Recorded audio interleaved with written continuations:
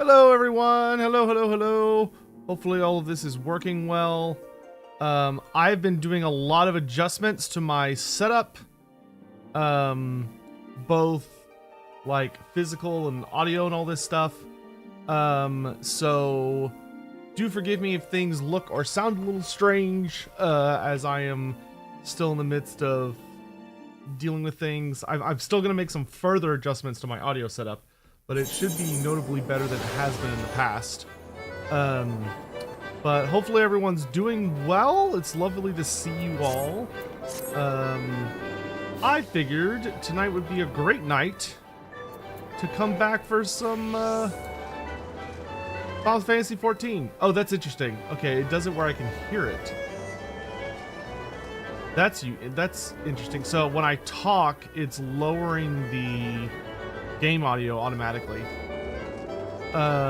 Game might need to be lower compared to you. That would make sense, because oh, interesting. It's all on one channel. Okay, so I would need to go here, and I would need to, so this is gonna be under stream mix. Okay, and then I want to turn the game down to,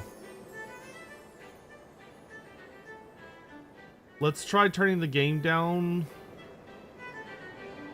There's gonna be a little bit of growing pains here, so I will ask for y'all's patience.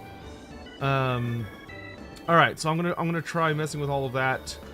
Let me know how that sounds, if that sounds better or worse. The game should automatically, like, I can hear it in my headphones, but the game should automatically get a bit quieter when I talk.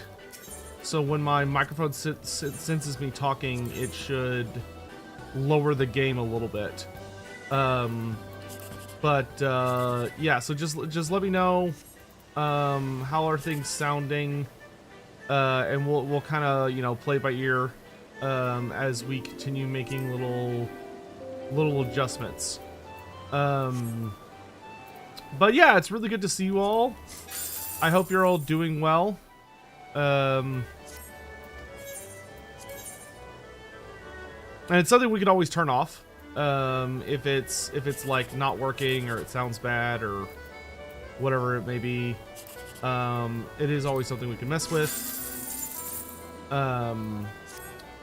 So I am very actively looking for live feedback on audio changes. So if there's anything you're like, ooh, I like this. Ooh, we got the big jackpot. Nice. But pretty much tonight's gonna be pretty chill. It's mostly just gonna be getting back into swing of things. I think I'm pretty much just planning to do EUREKA tonight and just make progress on EUREKA. I think that's literally what we're gonna do tonight. Well, we'll play it by ear. My goal is to get my weeklies done, like get everything done that would give us lots of experience, and then we'll go from there. But it is very, very good to see you all, and I hope things are okay.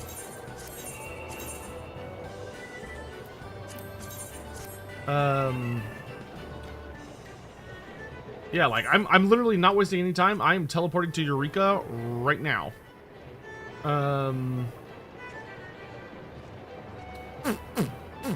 He says, as he has to try to remember how where he's going. But it's good to see you all. It's good to see you all. Simon, thank you for the super chats. Return at last. First up, wrapping up Astrologia, then on Machines plus EUREKA. Tonight, I'm just doing EUREKA. Tonight, I just want to make as much progress as I can on EUREKA, because it's kind of one of those things where I think we need to treat it with the highest level of what's the word I'm looking for? Highest level of priority, and then once we've done everything we can do, and we're like, okay, that's all the EUREKA we can really accomplish without just like mindlessly bashing our head against the wall. That's then when we turn our attention to things like finishing Astrologian and then doing some machinist and all that stuff. So we're gonna put Eureka dailies and weeklies at the highest priority, and then we put everything else below that. I think that'll give us the best approach to get through it in a reasonable pace. Oh, Hawk, now that you mentioned that, did you get those times approved with Andy, or were you just like throwing out times? Because like those times can work for me, but if they haven't, if like I don't know if you've talked to Andy or if that was you just like throwing ideas out. Throwing out times. Okay. So I'm gonna see.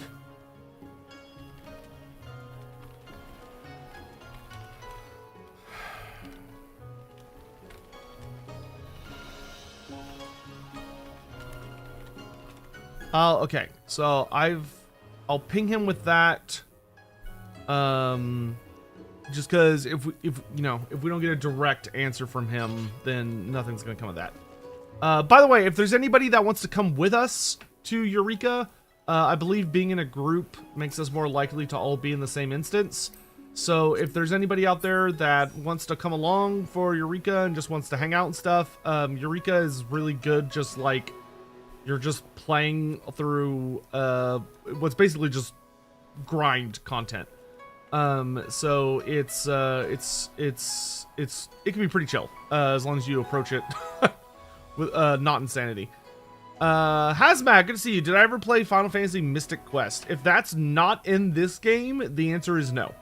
This is the one and only Final Fantasy game I've ever played my entire life. Also, Living Legend, thank you for the first spotting. Rich Dragon Toe, good to see you. Sound, thank you for the follow-up super chat. I had 2 thoughts of things I hope you can get CA by 9.0 or at least 9.1. I don't think there's anything that can be done added to 9.0. I think 9.0 is locked in at this point. We are almost we're like 34 maybe days away from release. We are past the point of adding in anything. Vlad and Isabella should have mixed lores of vampires and beasts like their bloodline characters. I suppose that would make sense. I suppose that would make sense. I don't think that would be too bad of an ask. It's probably not something that's going to happen now. But I could see that maybe. I know Creative Assembly is very what's the word I want to use for this? Creative Assembly is very considerate.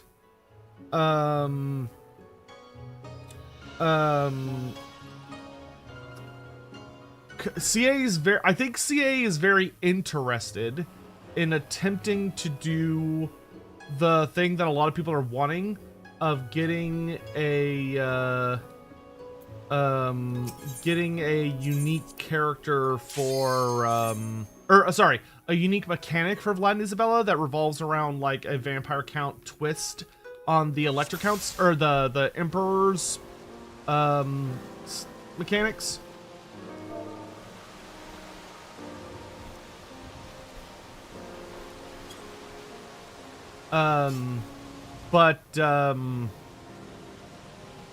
Oh god, I have to remember what my hotkey for the wheel was. Oh wait, I don't think I did a hotkey. I think I just did it manually.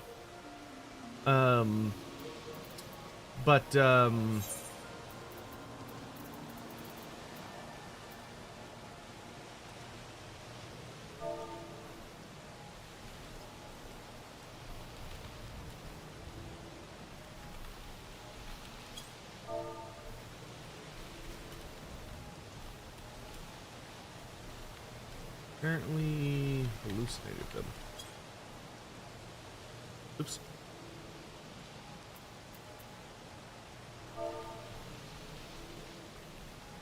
And go. Hold on. I think would be worth.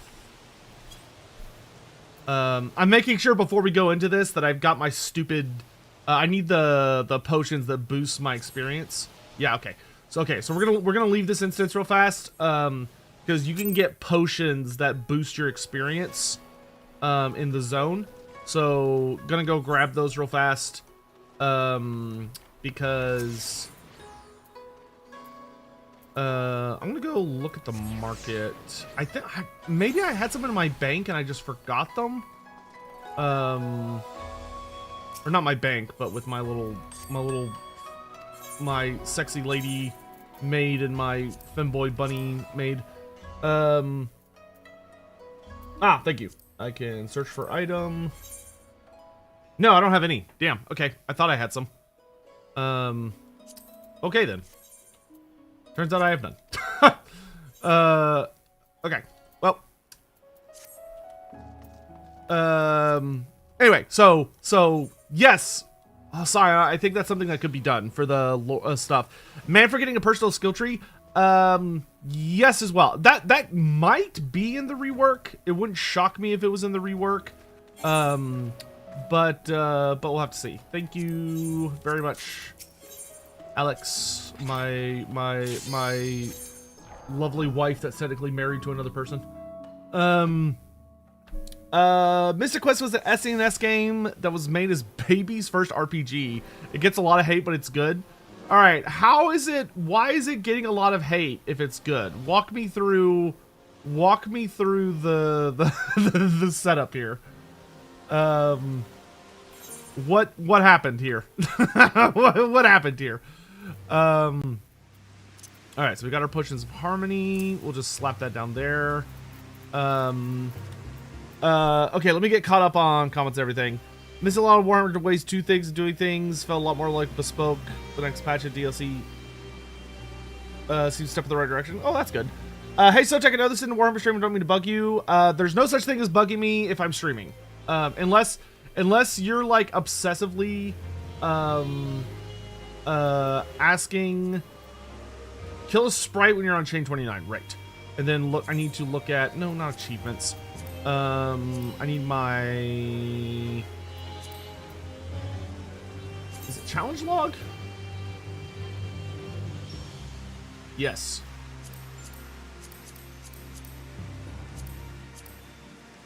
Field operations. There it is. All right. Sweet baby Jesus. Okay, so it's a lot of killing things. Lingers for now, always within reach. Cool. It's a lot of killing things no more than 2 levels below my own, or killing things equal to or higher than my own. Okay. Who am I gonna play first with the DLC? Probably Nagash. But we'll see what happens. Okay, I am level 9, so crystal wolves are wolves are perfect. I just need to, oh god, I gotta like get back into it. Okay, I'm on 3 defense. So probably Nagash. Oh, I was gonna answer that question that I got distracted. Do I think we'll ever get Malobod in game? Yes, I do.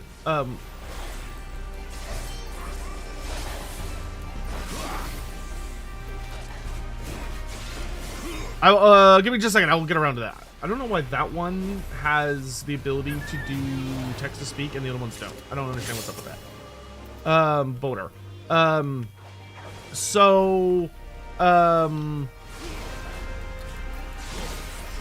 Let's see.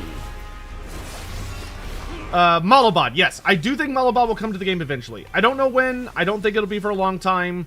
If he does happen, it would probably be part of... in a perfect world, it would come along. He would come alongside like a big update to the Red Duke. That would really also maybe be involved with like Bretonnian nonsense. In a perfect world. In a perfect world. So we kind of just have to see what happens, and hope for the best. But I don't think it's gonna happen anytime super soon. Would be my biggest thing there. Chance of end to Koresh. I would say probably like it's like a 30% chance right now. End, I think, is much. I think they're both reasonably likely, but once again, I think we'll see Southern Realms first. If both halflings and ogres are related and chaos resistant, could a halfling become a mob bitcher and do magic with his belly? According to the lore as it's currently written, no, because halflings cannot use magic. That is a notable trait of halflings. So the answer would be no. If you did something like that, you would be exploring what was believed to be impossible type scenario. Baron, it only took 9 years for Pestilence to get a generic lord. Here's hoping they get a non-genomic lord and Scroll gets his cauldron before the end. Yes, I am very, very much hoping that, ooh, maybe I'll play Skaven first. Yeah, it's tough. It is, I agree, is what I'm ultimately trying to say. I am very excited for Clan Pestilence.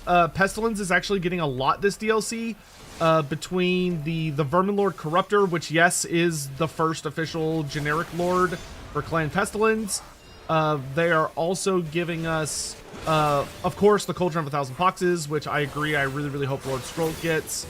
And then we're also getting the Pus Bags, which the Pus Bags are ultimately a Pestilence unit, which is really, really exciting.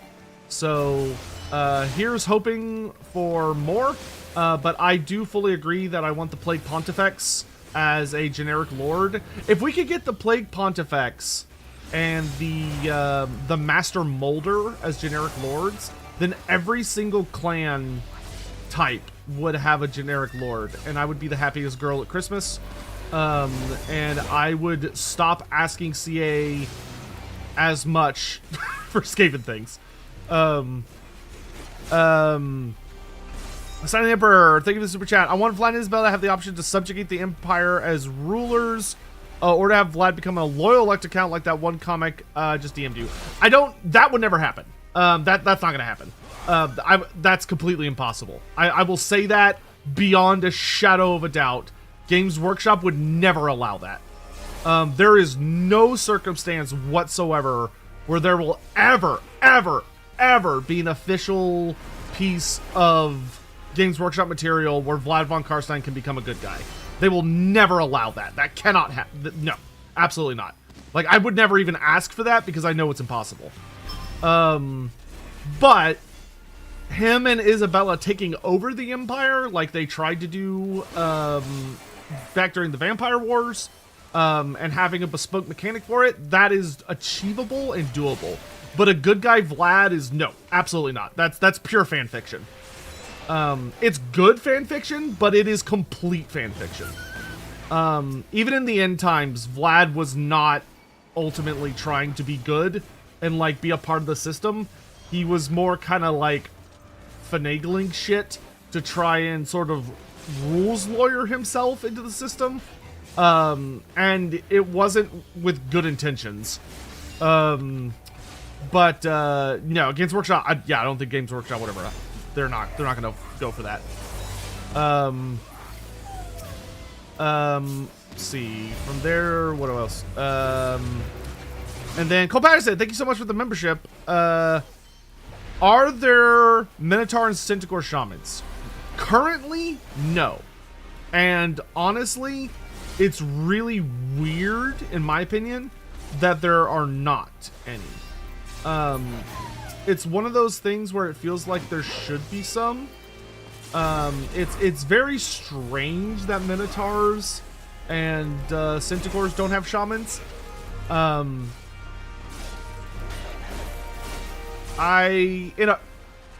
we don't really know why. It's not really something that's addressed, because they are their own unique, distinct species, and they are very favored by the gods. I mean, you can have Minotaurs that can cast magic, but the only Minotaurs that were able to cast magic were due to, they were due to the, having the Mark of Tzeentch. So they were like powerful Minotaurs that had the Mark of Tzeentch available to them. And by taking the Mark of Tzeentch, they were able to essentially get access to spellcasting that they otherwise wouldn't have.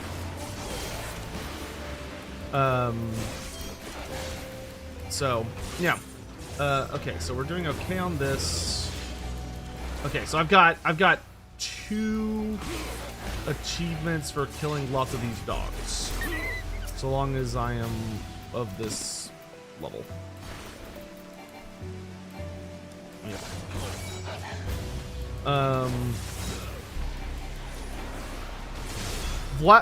Baron, thank you for the super chat. Vlad isn't so much a good guy, it's a slightly less bad than most of his children guy. Yeah, well, I mean, even that's pretty debatable. Like, Vlad von Karstein is someone that has been... Vlad has been whitewashed a bit, as weird as that sounds. A lot of the worst aspects of him have been sort of, like, smoothed over as the Warhammer world has, like, continued to advance. Vlad was, like, he's a bastard. Like, he does a lot of really horrible things. And he throws away human life very casually. And he has, like, no problem torturing people and, like, ripping people apart for his own amusement. And he has really bad anger problems. Like, Vlad is known to... Vlad von Karstein has explosive anger problems. And he is... There is a nobility to him, but he is still a monster at the end of the day. Like, he's still a bad guy. I think a lot of people kind of look at Manfred or Conrad and they're like, well, in comparison. And it's like, you have to remember that Vlad, like, essentially turned Conrad, like, according to the official canon story, Vlad turned Conrad into a vampire almost more of a joke than, like, because he actually had any sincere use for him. He ended up becoming useful. Like, he ended up becoming a very frightening enforcer of Vlad's will. But, like, Vlad was like, oh, this guy is, like, literally the fucking worst. And, like, is murdering lots of innocent peasants and animals.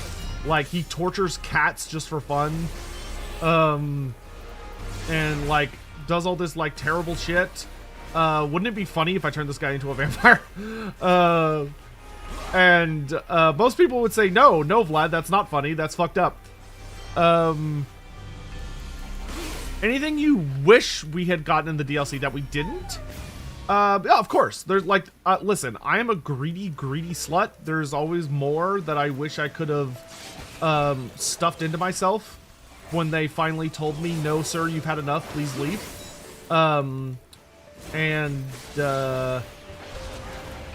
For me, like, I would have loved to have, like, Rat Riders for the Skaven, Plague Pontifex Lord, Master Molder Lord. I would have really liked to have had the Exalted Vermin Lord from the Monstrous Arcanum as, like, a generic monster. That way we had both the character version and the non-character version. I also would have liked... fuck, what else? I also would have liked the... let me make sure this person doesn't hurt themselves. I also would have liked, for the Empire, I would have liked Wizard Lords. Wizard Lords would have been cool. And it's a little crazy we still don't have them. At, like, a minimum. I also would have liked more generic, or more legendary heroes. Like, I would have loved Squeal Gnawtooth for the Skaven, or Ludwig Schwarzhelm for the Empire, or Luther Huss. I would have Vultan for Chaos. I would have loved getting Vardek Krom, who is the Herald of Archaon. I would have loved to get the gigantic chaos spawn. Let's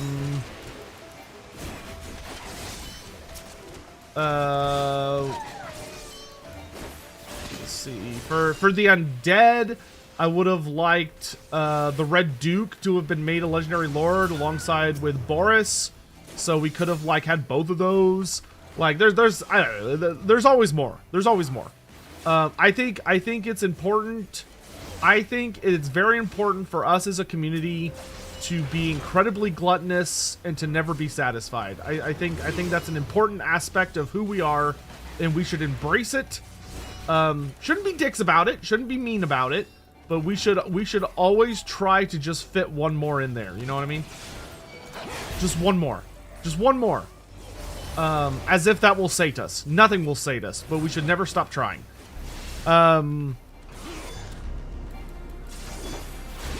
Queek needs his bro Ska. Yeah, well, Ska I think should just be a... Like, Ska Bloodtail should just be a unique starting hero that you get with Queek, so he just has a unique trait. I wouldn't make him a unique model. I don't think it needs that much work. See, I'm almost at... I need to go hunt down a spirit here. I've got to kill 2 more wolves, and then I gotta go find like an elemental.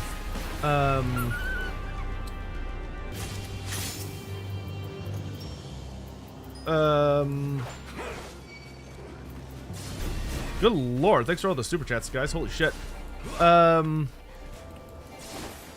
What about the second half of your question? Oh, if they had them, should they have access to lores that the other guys don't?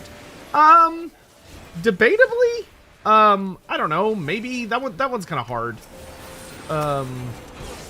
It would be cool, but I don't know how you would justify giving a Centigore shaman lores of magic that a Bray shaman wouldn't have. I would maybe give them like different innate abilities. Oh wait, no. I don't want to kill that. I don't want to kill that. Run away. Run away. No, leave me alone. I have to kill a elemental. Get away from me.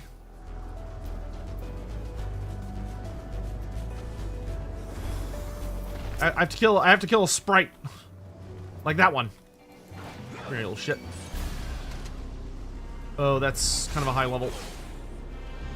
Is this somebody in chat? This like Akane person? I need to... Oh shit, shit, shit, shit, shit, shit, shit, shit. Oh god, I'm really bad at this. There we go.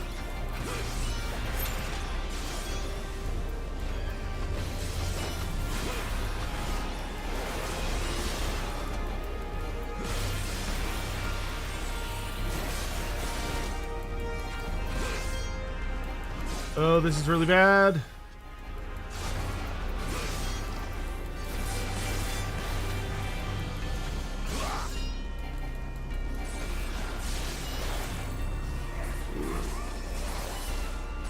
Fuck. Oh god. Oh god. Run away. Ah, I got overzealous. I need a res.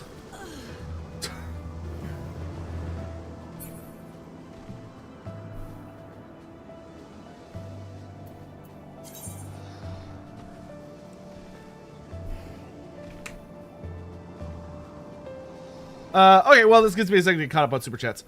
Lore of Milk? Oh, God. Did Death Guard get upgraded to 32 model super infantry? I have no idea.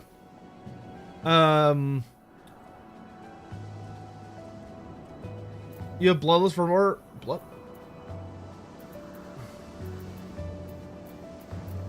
Bloodlust? I have Bloodbath. Second Wind. Life Surge. Am I missing a skill? Or are you talking about Bloodbath?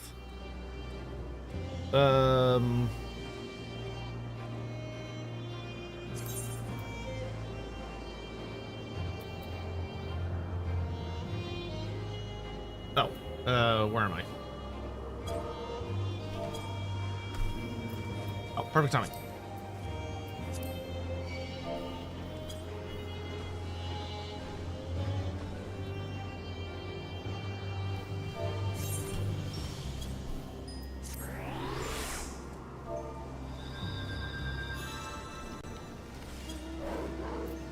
Okay, let's run over to that boss fight thingamajigger.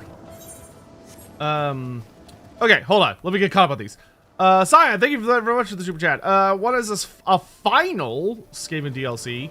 Lord Nurglitch as Legendary Lord. Nurglitch, I feel, will be controversial, just because I feel like a lot of people are going to be like, oh, why do we have 2 Pestilens? But in the same breath, literally, who else, right? Like, there's no one else to... There is no one else. So... I am not against Lord Nurglitch just because he's literally the only option left. We have tapped out all of the other Clan Scurvy.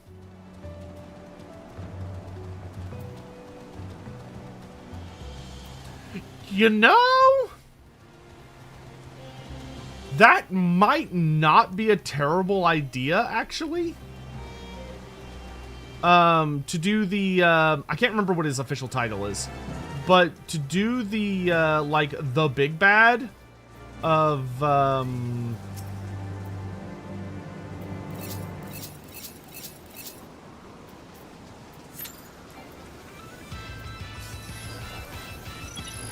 to do the big bad of Clan Scurvy might actually be a good idea, because you could literally stuff, like, any unit in with him and it would be fine. And it wouldn't feel like you're repeating, like you'd actually be doing something kind of distinct and unique.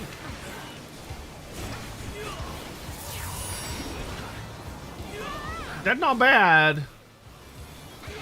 That's not bad. Anyway, sorry, let me focus on Cyan's comment here. Hey. Okay, so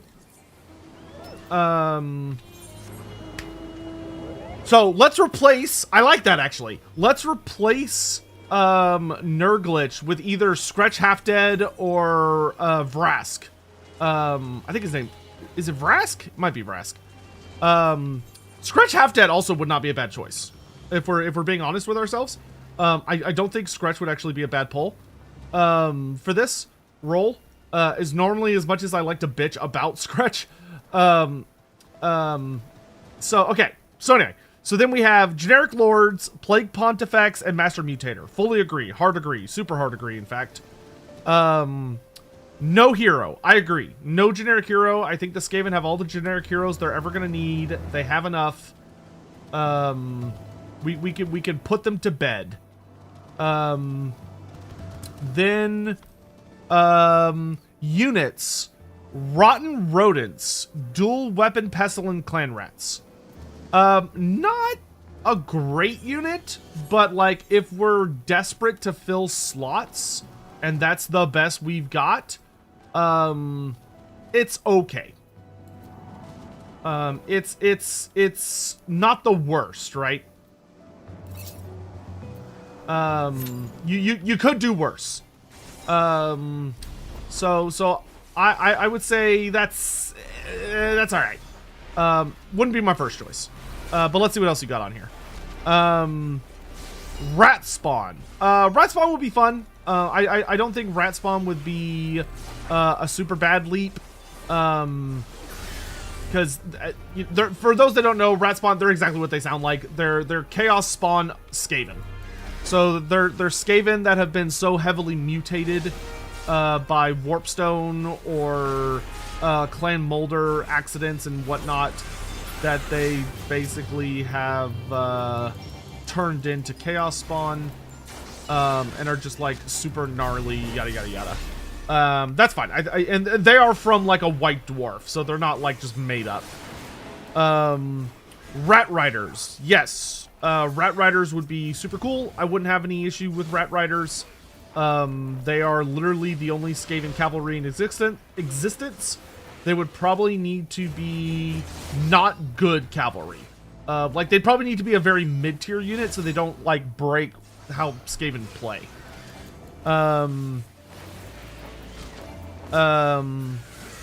Warpnaw Vermin Lord. Yeah, that's fine. So that's the new name that Games Workshop gave the Exalted Vermin Lords. I don't know why they stopped calling them Exalted Vermin Lords, but Games Workshop renamed them to a Warpnaw Vermin Lord, which, like, sure, yeah, fine, whatever. But it's basically the Forge World version. I think that would be great, particularly if it is a, particularly if it ends up being a, as long as it's a unit. I wouldn't want it to be a, I would not want it to be a lord. I would want it to be a unit, because we're going to be drowning in generic lords for the Vermin Lords. And I'd like to have a non-character option. Oh, we're level 10. Let's fucking go. For my challenge log, I don't need equal to or higher than your own, but it doesn't have to be a specific type, does it? No. Okay. So I can just murder a bunch of wind and water stuff, and the game's like, within 2 levels, and the game's like, yeah, sure, whatever, fine. Well, I want to find better than level 8, though. Level 8's kind of meh. So let's wander off. Excuse me, Mr. Lore Master, I just newly dived into Warhammer stuff. Quick question about Old World. Is it connected to Age of Sigmar? Technically, yes, in a very distant way. So many of the characters you will know and love that exist in one setting exist in both settings. However, they are I'll put it this way. Age of Sigmar is essentially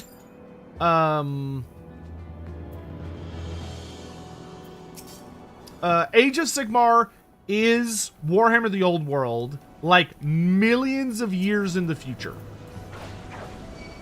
So after all the shit that goes down in Warhammer goes down, and the world is destroyed during the end times, and then many, many hundreds of thousands, millions, billions, whatever it is, years in the future, when the mortal realms reform, it is the continuation of that story.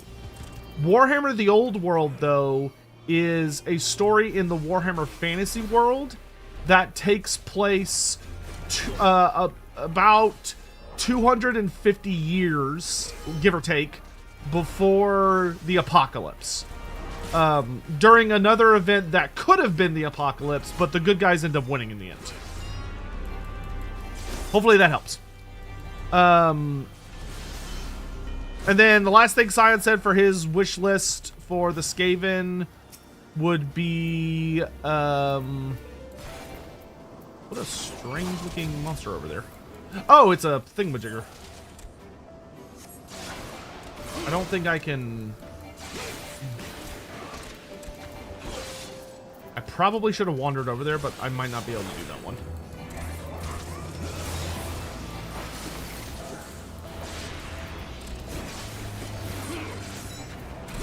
Anyway, Squeal Gnawtooth as a free legendary hero.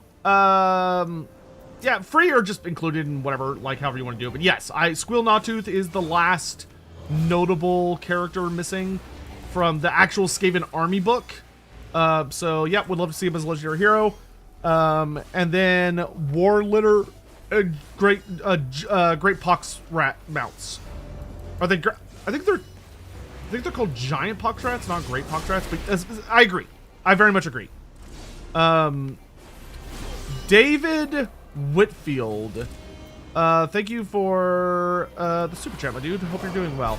Given that Vlad technically fought with the Empire in Bretonia and only asked to be recognized as Electric during the end times, is a legitimate reason to play him as lawful evil on the side of order. So, well, okay.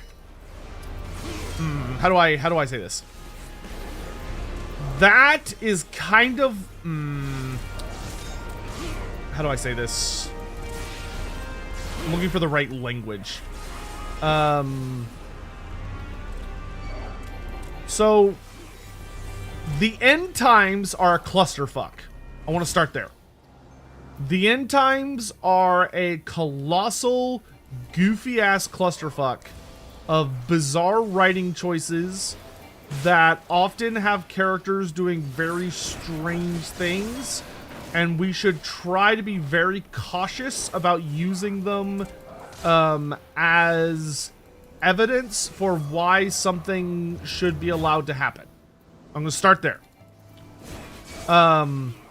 Secondly, Vlad von Karstein does fight alongside the Empire and Bretonnia and the forces of order during the end times. But why he does it is a bit of a longer discussion, because Vlad was explicitly instructed by Nagash to protect and serve the Empire, essentially, so that it would survive. So basically that it would be a...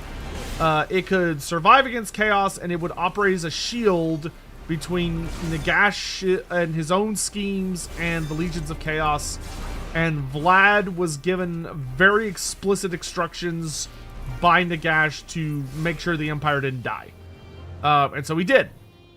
So that if we are going to use the argument that because Vlad fought alongside the good guys in the end times, that should mean that he should have like a bespoke campaign mechanic where you are able to play him as a good guy, I would say let's not do that, because if you do that, then you have to do the same for everybody that ends up on Team Order, which would include Nagash, Grimgor Ironhide, Archon the Black. Like it would basically be everybody that's not Chaos. And I don't think that would be good game design. Technically, what you're asking for already exists within the game, in that it is a sandbox. And as a sandbox game, you are technically allowed to ally with anybody you want. So, like, if you want Vlad to be super bros with the Empire, the game already allows you to do that, and in fact gives you the ability to do it pretty well, because Vlad's personal... if memory serves, I believe Vlad has a skill on his skill tree that can give him like a bunch of diplomacy buffs with the Empire. He gets like +4. He gets enough to counteract the aversion debuff. So it's kind of one of those things where it ends up being like as much as you want to dedicate to it. But I don't think he should have a bespoke mechanic that is unique to him, that is not available to like everybody else that technically sided on Team Good Guy in the end times. Because Vlad's not a good guy. And the only reason Vlad would want to save the Empire is so he could rule over it, not because he like genuinely likes them. Mur, did I watch the CA livestream on Wednesday? Thoughts? No, I haven't watched it yet. I'm going to watch it either tonight or tomorrow, because I'm going to make a video out of it. Because, hey, content. Because I need to get caught up with all the shit CA's been revealing, because good old CA actually saved a decent amount of unique shit for themselves to show off. So I'll be making a video on that soon. But I haven't watched it yet. Baron, counterpoint. It's just a prank is a totally reasonable defense. / Jay didn't know about Vlad. No, you're all good. You're all good. Like, and like I said, like Vlad, I think there's an argument to be made for it. Like there's an argument to be made for it. I don't agree with it, but that doesn't mean you can't be like, well, I think Sotek is dumb. And I think that his interpretation sucks. Like, that's very fair. You do not have to agree with me. And if you're like, well, I like Good Guy Vlad, and that's the version of the character that I prefer, I will argue against you, but I don't think it's something that, like, is completely insane. I just don't like that interpretation of the character because I think it reduces him, and takes away some of his other writing. As much as I deeply love the interpretation of Vlad von Karstein just being the ultimate wife guy, there are some negative aspects to him. Scion, there's only 4 things the undivided Warriors of Chaos are missing, in your opinion. Vardic Krom is a legendary hero, Chaos Ogre units, gigantic Chaos Spawn, and Warpfire Dragons. Oh god, I would love to get Warpfire Dragons. Warfire dragons are such a cool, underutilized thing. Like, I'm glad the old world brought them back. Because they're just super fucking awesome. And it was sad to see them sort of not survive the transition to Age of Sigmar. But now they're back in the old world as part of the Warriors of Chaos roster, which is super cool. I would be surprised if we don't get Warp Fire Dragons eventually. But I could see that. Like, who knows when that's going to make it to the game. Would be neat. And more Chaos Ogres would be neat. I don't know if we're gonna get them. It kind of feels like CA is being kind of cheeky about the marked entities. Like, you know, it's like we've got Plague Ogres, like the Chaos Ogres of Nurgle. Just like we've got Minotaurs of Khorne and Centaurs of Tzeentch. It kind of almost feels like CA is a bit averse to giving us, like, every variant of those units. I don't know why that is. Like, presumably there might be a reason. I don't know if it's Games Workshop or if it's just they're like, oh, well, we just haven't gotten around to it or whatever it could be. But it is something I would like to see.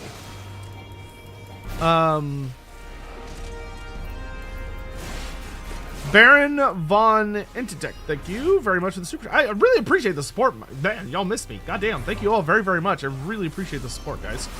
My hope for a Southern Realm / Dogs of War DLC would have Leopold the Black as either Legendary Lord or Legendary Hero. You know, it's funny, you're not alone on that. I know Scion also really wants to get Leopold the Black for Southern Realms or Dogs of War. I mean, like, he's not a bad character for that role.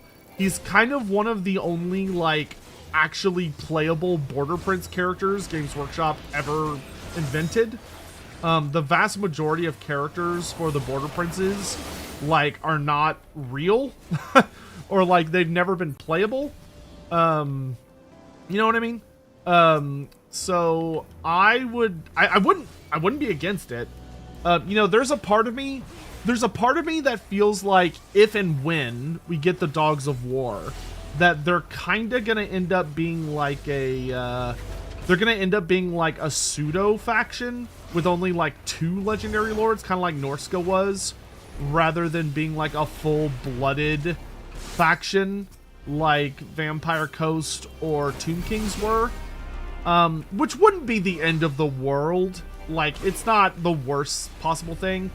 Because if they end up having only 2 characters, then they're probably going to be like Talea, right? Like, it's just Talea. With like Borgio the Besieger and Lucrezia Belladonna. That is the most likely way that scenario is going to end.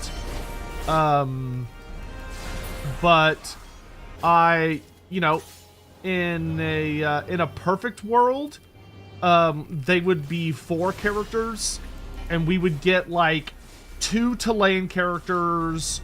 Wow, actually, okay, I'm gonna be really greedy here.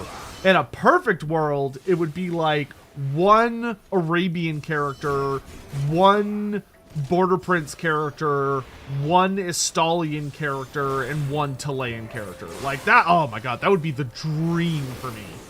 Unless we got like Araby as a fully fleshed faction. But I feel like Games Workshop is like, ew, spooky Arabians, Middle Eastern, because Games Workshop are cowards. But you know, we could always hope for the best. Oh, I still need to defeat 30 more. Okay, so we still got a lot more bees to kill. Oh, sorry, they're yellow jackets, death jackets, whatever. But like that would be neat in a perfect world. Hey, I've been reading some Warhammer fantasy books. I'm on the 4th. Go check a Felix Omnibus. What was your reaction reading the last book of the End Times? Did you cry or get really mad? Ooh, the last book? Man, I'm trying to cast my brain back like a decade ago. I had mixed feelings about it. There were parts of it that genuinely made me cry because I thought there were enjoyable parts. There were parts I genuinely loved. There were parts that were so awful and so poorly written that I was infuriated. And there was a lot missing. Was probably like one of the biggest things I felt, was just that there were so much setup that we never got to see paid off, and that really hurt. It was really disappointing to see that Games Workshop wasn't really interested in giving Warhammer Fantasy the send-off it deserved. And that the end times kind of ends rather abruptly. It wasn't the worst thing, but there was a lot about it I didn't like. I do think it is probably... the last book is not the worst book, but it's the second worst book. Because the worst book is fucking Kane. Like, Kane was... Oh my god. You want to talk about a book that made me mad? Kane pissed me off. That was a terrible book.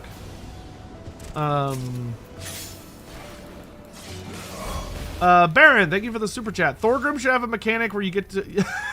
Thorgrim should have a mechanic where you have to make sure to close the door behind him, and if you satisfy any victory conditions for doing so, you lose. He's gotta have end times insurance. Poor Thorgrim, dude. That was a very strange death scene. It was. It really was.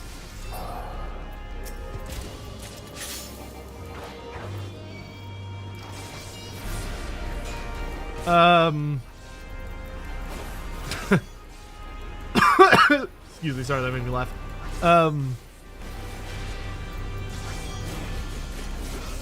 They just might not want to get bombed. I don't think that would be a realistic danger for the way Games Workshop does things. I genuinely do not think there is a soul on Earth that if Games Workshop decided to modernize and re-release Araby to a modern audience, I think the vast majority of people would be incredibly excited, and there would also be people that just didn't give a fuck. I do not think there would be any serious pushback, because it's not a Muslim faction. It is, like, that's not what it is. Like, it's inspired by a lot of Middle Eastern myth, but they're not, no, that's, no. I do not think that is a realistic concern they would have to worry about. Okay, I gotta find a elemental in a concerningly short amount of time.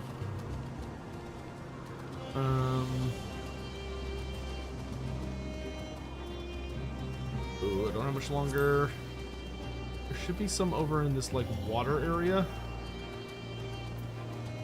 Man, I'm doing this all wrong. I need to fight near elementals. That way, when it's time for me to do this, I can actually find one.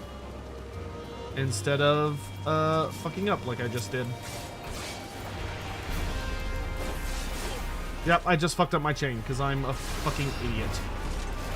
Oh, man, I can tell I haven't done this in too long because I'm making really bad choices.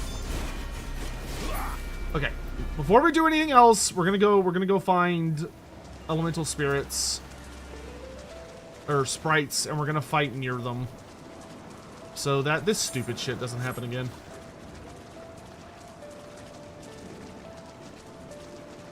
I'm kind of upset they didn't put the Red Guard in as Regiment of Renown for Clan Moore's roster. I don't think you really need them as Regiments of Renown for Clan Moore's roster, to be completely honest. Because they should be more exclusive to Queek as a character, as opposed to like a Regiment of Renown. Which, when you're doing that, what you want to do is you have them as an upgrade on Queek's skill tree, which is what they are. So if you're playing a Queek Headtaker campaign and you look at Queek Headtaker's skill sheet, he has an upgrade for the Red Guard, which is what it should be. Like that's the way that should be interpreted, in my opinion.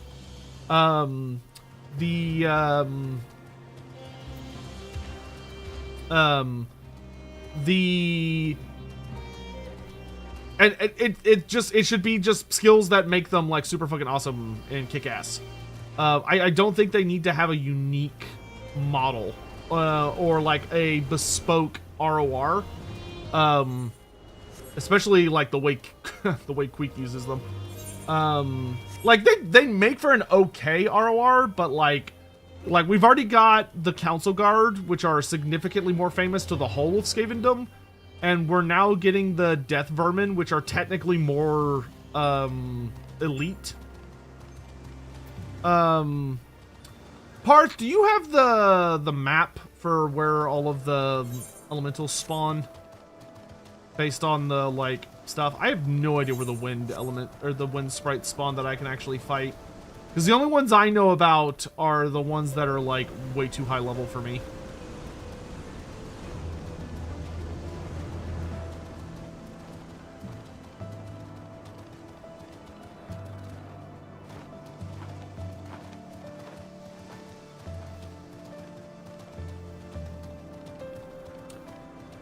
They just need to change the name of Arabia. Well, it's not Arabia, it's Araby.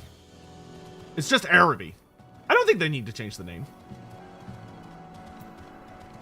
Like there's a lot of like Arabian like content being made in the world right now. Actually, there's a lot of Muslim content being made in the world right now. A lot of really high quality content too. Like there's like a new anime out that's about like a really famous like pseudo mythological like they're a historical figure, but like, you know, there's like supposedly magic involved, so obviously it's the witch. Oh, I can't remember her like full title, but she's like she's a witch of a sort. It's a beautifully animated show. I haven't had the chance to sit down and watch it yet, but it looks absolutely amazing. I've heard very good things about it too. Though it looks really fucking sad. Ah, here we are. Are these wind spirits I can kill? Yes, they are. They are within 2 levels of me, so it's a little spooky, but I can kill them. Alright, that'll do. That'll do, pig. That'll do. Why don't I adjust this so that I've got...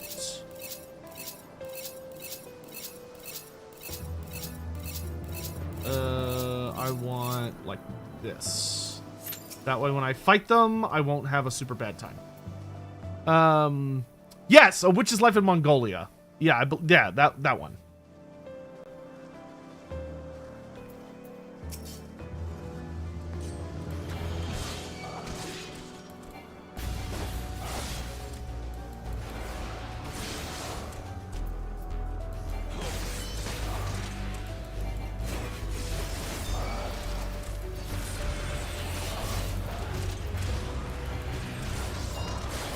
All right, now we can. Now we're cooking. Shit. I hate these stupid monkeys, dude. All right.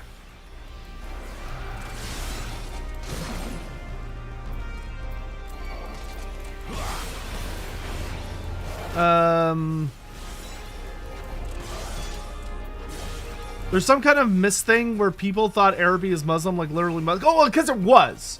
Like it's a totally fair thing for some people to think if they don't know a lot about the setting, because if you go back to really old editions, of Warhammer Fantasy, Araby they were literally just Muslim.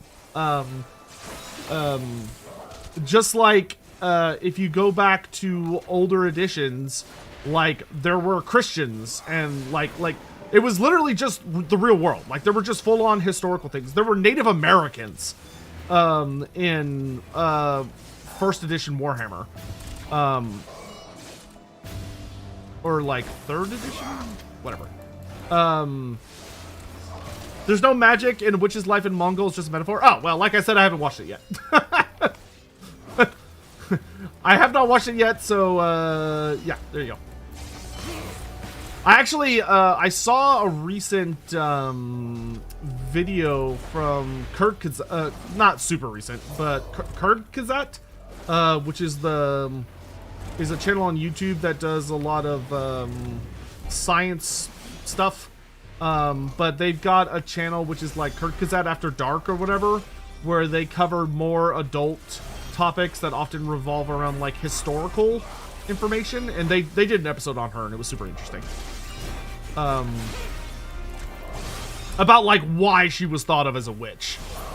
And she was super badass. She was a super badass lady. Kind of terrifying, but like really fucking cool.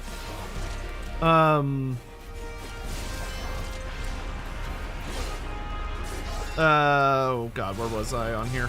Simon, thank you for the super chat. If it's only Chileans, then I'd want to have Borgio the Besieger, Lucrezia Belladonna, and Perazzo as legendary lords. I'd rather have Leopold as legendary lord and Lucrezia as legendary hero. I would want Lucrezia as a lord, because Lucrezia Belladonna is just a fucking awesome character.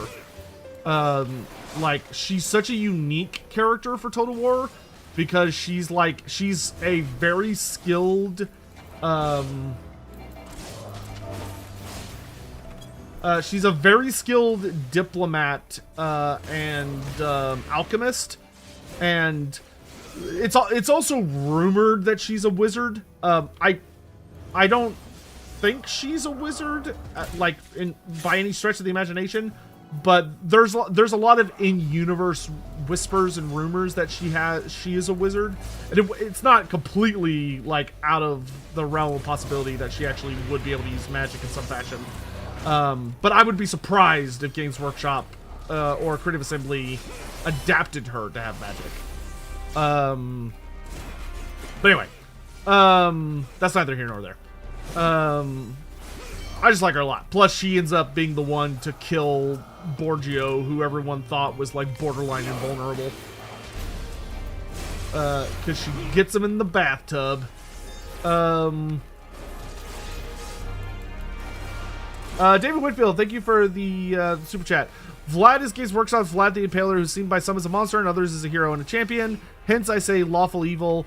The end times was horrendous, but I don't mind Vlad's parts. Vlad's parts are not the worst offender. There are parts of Vlad's story that I wasn't the biggest fan of. But like, yeah, he's fine. He works well for a lawful evil character. I mean, most vampires do. Not all, but a lot of them. You could most of the von Karsteins, with the exception of like Conrad, I would say are lawful evil characters. Like they're about as lawful evil as it gets.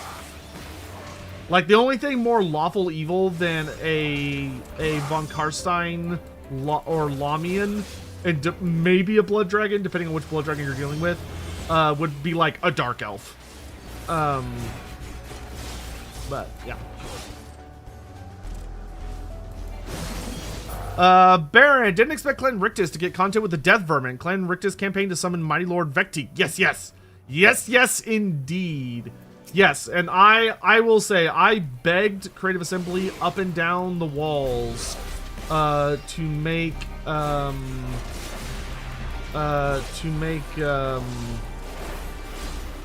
the Death Vermin available to Clan Rictus campaigns on turn 1, kind of like you do with the Swords of Chaos when you play in an Archaon campaign. I don't know if that's going to get implemented, but I hope it does.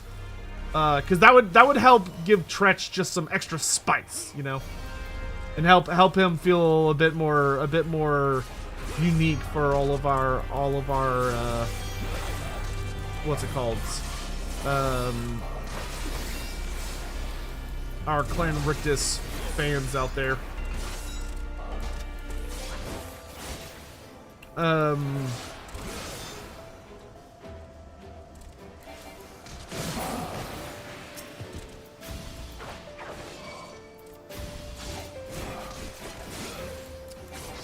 Sorry, thank you for the super chat. A Necrarch character pack. Good on Necrarchs. Was Zacharias the Ever-Living? I do love me Zacharias. Zacharias is by far my favorite vampire. Like, of all the vampires that exist in Warhammer, Zacharias the Ever-Living is like my boy. I adore him. I think he's just so fucking awesome. And he represents a lot of what I enjoy about Warhammer Vampires. Plus, he just has a fucking sick-ass design. Like, he's just such a cool character. So I think a character pack around him would actually be more than welcome. Generic hero to come alongside a Necroc Apprentice. Necroc Apprentice would be super cool, and not unprecedented. Now that we have the Lamian Handmaiden as a new hero type, so like we're getting Bloodline heroes. It stands to reason that we might be able to get Bloodline heroes for all of the other Bloodlines. Now that I think about it, you know, I didn't think about this until just now. I don't think they're doing this in game, at least not at the moment. But I personally would not be against the idea if Creative Assembly wanted to change the Strigoi Ghoul King into like a generic hero, and then you have the Strigoi Vampire Lord as the Lord variant, rather than both of them being Lord variants. I don't know if that would work. I don't think, because like a Ghoul King is very much like a Lord tier character by like the definitions. That's tough. That's a toughie. I could go either way on that. Because I would genuinely love to get like a generic hero for each of the Bloodlines. I think that would be super cool. Like if we turned the current vampire hero into a Von Karstein, then you do like a Necroc Apprentice, then you could move the Ghoul King down to being a hero. And then all you'd have to do is like a Blood Dragon, and then you're done.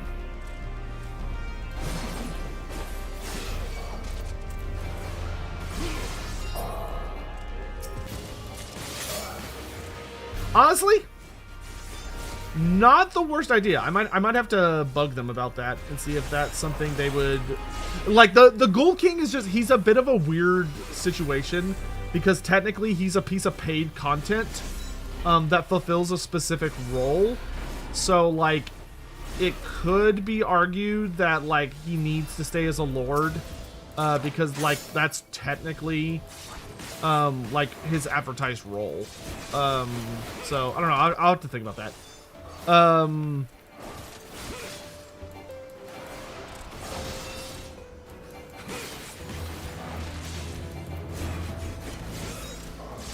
Sorry, thank you for the super chat. Festus should get the Repugnance of Brass Keep at level 2 as well as Snitch should get access to the Eshin Man-Eater. Yeah, not bad ideas. Yeah, man. Repugnance of Brass Keep that early is crazy, but it would make sense. I mean, he's in Brass Keep, and like Festus, I think is gonna have a much harder start location with the End Times DLC coming out, just because there's actually gonna be like quite a few Empire boys around him that all like fucking hate him. Not a bad idea. Not a bad idea at all. Oh, sorry, I forgot to read the rest of the other one. Okay, so Necroc Apprentice, yeah, that'd be cool. Units, Wickerman. Wickerman would be really neat. Obviously they'd kind of have to figure out like how do they want to interpret them, because Wickerman could be interpreted a lot of different ways, whether they're like a single entity monster, or are they a monstrous infantry unit, or are they like a regular infantry unit. Hey, let's go. Wow, that gave me a shitload of experience. Holy crap. Okay. All right, let's finish this boy off. And then I need to start killing a different troop type. So I guess we'll go fight these leopards. They're still in the right category, so that should be... Or they're still the appropriate level range, so that shouldn't be a big deal.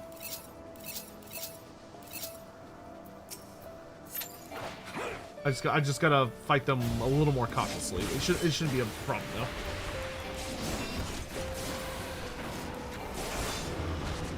Yeah, because that was the water and wind. Okay, cool. Yeah, we're fine. We're good. All right. I'm surprised you haven't done a video on the most recent Total War trailer. I will. I will soon. I will soon. I swear to God, I will. It'll either be out tomorrow or it'll probably be out tomorrow. Tomorrow's Saturday, so yeah, I'll do a whole thing on that tomorrow. I swear. I was really busy this week. I had a couple of responsibilities I had to take care of that I had been sort of putting off. But I'm all caught up, so that's good.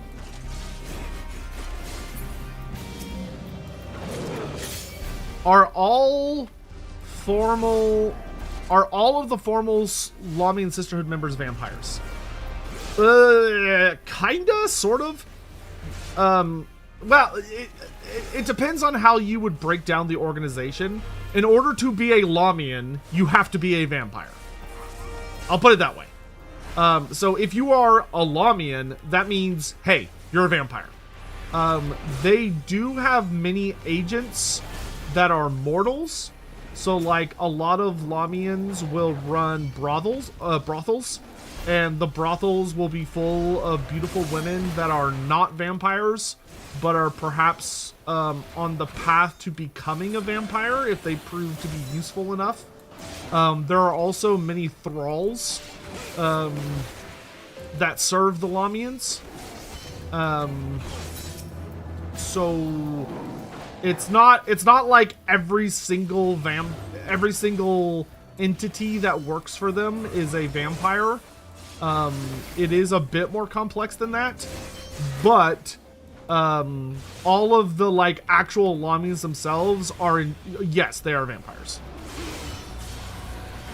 And they're a very insular, secretive group.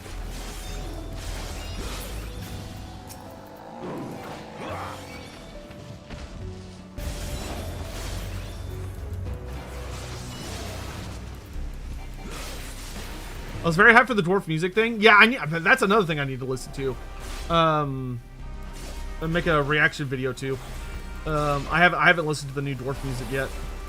I've heard it's great, which is really exciting. I'm happy that it's not just like the end time stuff that's getting new music. Because like one of the worst aspects of Total War Warhammer has been the music. So it is nice to see them like reapproaching it and being like, we can make this better. I won't say who it was because that wouldn't be fair to them, but I will say I was still like absolutely shocked when someone I knew at Creative Assembly was talking to me about the music, and that there was like a guy who someone that had a lot of decision-making power on the music and how it had to sound and yada yada yada, and his core philosophy was like it should be unnoticeable by the player, like it should be so much in the background that they don't even like know it's there. I'm like, what a fucking dumbass policy concept. Like that is like one of the worst ideas I've ever heard of, like when you especially when you think about the older Total Wars. Like, bro, I'm playing a strategy game. I want your music to grab me by the balls. All right, like I know what I want. Okay, I'm an adult. If I don't like your music, I can always just turn it off and like listen to whatever. Yeah, I still think that dude was nuts for saying that. Sion, thank you for the super chat. I would like to see a Strigoi character pack. Strigoi character pack. With Vorag Bloodytooth as a legendary lord, that'd be super cool. A Strigony Domnu as a hero, that would be interesting. Having a Strigony as the hero type rather than a vampire would be a very unique choice. I don't know how that would go over. Honest to goodness. Like, I'm not sure how GW would feel about that. Like, I like the idea, but I feel like the only... that's tricky. I would love that idea as if we could get the Ghoul King bumped down to being a... if we could get the Ghoul King bumped down to being a generic hero, I think that could work really, really well to justify a character pack while still adding a very unique expansion into the Strigoi. Not just the Strigoi, but like the vampires as a whole. Because that would functionally give you like a mortal agent type hero that could also have like a ranged weapon. And could like ride a horse and stuff, which would be a very unique expression. Because the Strigoi aren't just beholden to the Strigoi. Many of them will work with different kinds of vampires. They are by far the most heavily associated with the Strigoi, which they should be. And if there was like, if we had a playable just Strigoi Legendary Lord, then he should obviously have buffs to Strigoi. Yo, level 12, let's fucking go. Wow, we're making some good progress tonight. Helps when you could just kind of just murder lots of garbage. Anyway, yeah. StarCraft Mini should be here. I'm so excited. Good shit, good shit, good shit. Do I want to bully the Leshy? Yeah, I do want to bully the Leshy.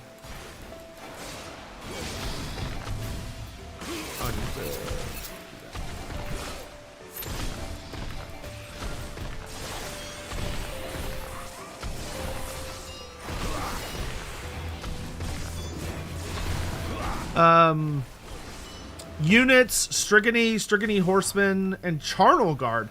Yeah, Charnel Guard, I would say, would be a big W. I could also see Strigoi Horseman being really popular. I would have...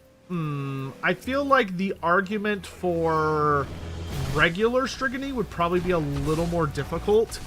Like, as far as, like, what would they do and how do they match the expression of, like, what is it that they would offer? Like, even if you look at the 6th edition Warhammer Fantasy Vampire Counts Army book, which offered unique armies and units for each of the bloodlines, you couldn't just take Strigoi. Your only option was Strigoi Horseman. So I think you'd have a bit of a hard sell on there being like an infantry variant. Because there's not very much support for that within the written material. Not to say it would be impossible, but it would be a bit more difficult. I think you might have an easier time having variants of horsemen instead. So like maybe a variant with like dual hand weapons or a variant with bows. Like I think having multiple variants of the riders would probably be a bit easier sell. Abarash as a free LC legendary hero, bro. Abarash would be like I feel like Abarash would probably be one of the most controversial characters to include, because I don't think he would... Like, he could be a legendary lord. He could also be a legendary hero. I feel like people would be pissed if he was a legendary hero. I personally enjoy when big, famous, major characters are legendary heroes. I also, God, I have such mixed feelings about that. I don't know. I don't know about Abarash. Abarash is weird because he just carries a lot of weight with him. That I think if you interpret him into the game as anything playable, there are people that are gonna be upset for one reason or another. He's a bit of a tricky duck. Oh great, it's raining now, which means those wind sprites I found earlier are going to be gone, so I need to start maneuvering my way towards the river. for the 30th chain.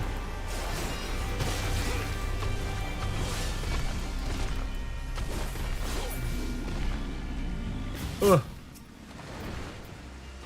Ugh. Come on. Come on. There we go.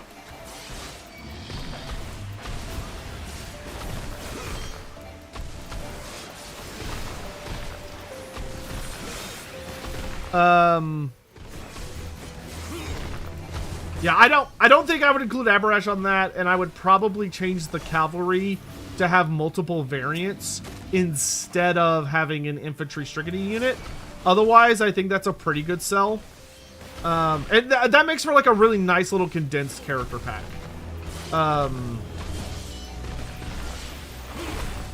Yeah. I think that would be my like ruling. Baron, thank you again for the super chat. I appreciate the support. Thank you. Spoilers for the witch anime. Not only does she fail to destroy the Mongols, why are you dropping spoilers? Not that I care. I actually don't. As I don't know. I've just never been someone that really gives a shit about spoilers personally. But I do find your comment funny. It gets worse when a direct descendant of them, Tamerlane, decided to be arguably worse and get his name repurposed by GW for some... Oh, yeah, I remember us talking about that in the Tarmacon streams, whether Tamerlane is actually like a GW-ism, or if Tarmacon is a DW-ism of Tamerlane. Which is very possible. I remember we discussed that. It kind of ended up being like a maybe. It's not impossible. The evidence was not fully in, but also wasn't fully out. We would have had to chat with like Alan Bly about it, who unfortunately has passed away. But it's interesting.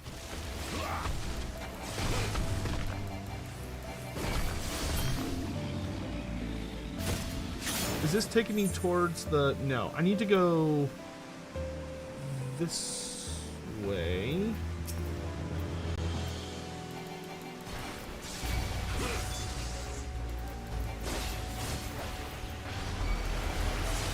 Whoops. Okay, I'm fighting both of you now. Luckily, all their little bitches. Squid-faced nerds.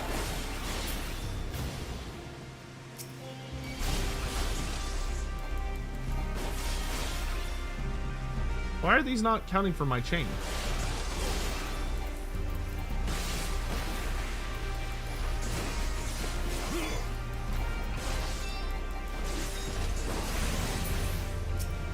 What the fuck? Why didn't those count for my chain? Oh, bro, this is fucking infuriating. Why didn't those count?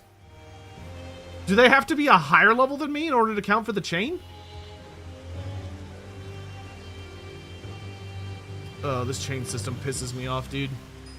Like, if the weather changes when you're doing a chain, like, you're just absolutely fucked. Which is really infuriating. Because now I gotta go find the fucking water sprites.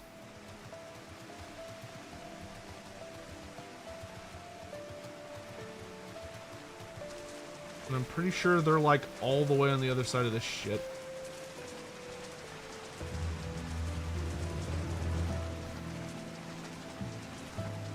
Yeah, I don't know why my chain didn't continue. Like, I was killing shit, and it just gave up on me. Okay, there's the water sprites. So, I just need to find shit that's killable. I mean, I can do within 2 levels of me, but within 2 levels is a little spooky.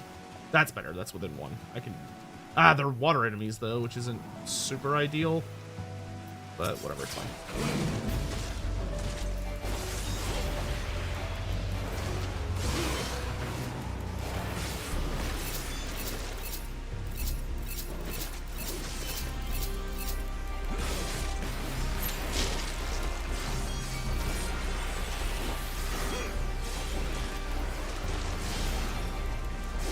Is the giant hat Neferata wears magical? No, it is not one of her magic items. It's just a hat. And the reason she has a big giant hat is because the designers behind the End Times, when they made Nagash's and Neferata's minis, they made them at the same time. And they decided that it was basically... They interpreted it as basically like old Nehekaran ideas. So like, basically the thought was that when you are dealing with when you're dealing with someone from ancient Nehekara, they like to wear really big hats. Which is why Neferata and Nagash both have hats that like look the same style, essentially.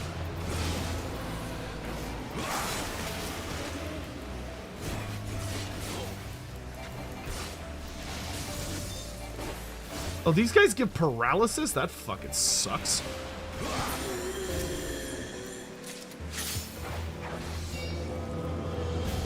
Baron, thank you for this. Oh wait, no, I already answered that one. Haha. Yeah, I don't know if Tamerlane actually is the inspiration for Tamacon. It wouldn't shock me, but who knows? Son, thank you for the super chat. A Blood Dragon pack. A Blood Dragon character pack would be cool. I think it'd be a bit of a hard sell. Because, like, almost everything to do with them is in the game. And it would also be asking for people to pay for the Red Duke, which isn't unprecedented. You know, everybody seemed okay. Like, most people seemed fine and excited for Toddy. So, hopefully, like, it's a situation of like, oh, well, if they do the same thing for the Red Duke that they did for Toddy, yeah, that's fine. And the community wouldn't be super upsetty spaghetti about it. For a hero, a Blood Dragon Squire, I don't think they would call them Squires. They would probably find a different name. A Squire is a little bit silly of a name, I think. You would have to, I think you'd have to workshop that a little bit. But essentially, yes. But I think you'd have to workshop the name. Because that name sounds a little silly, doesn't it?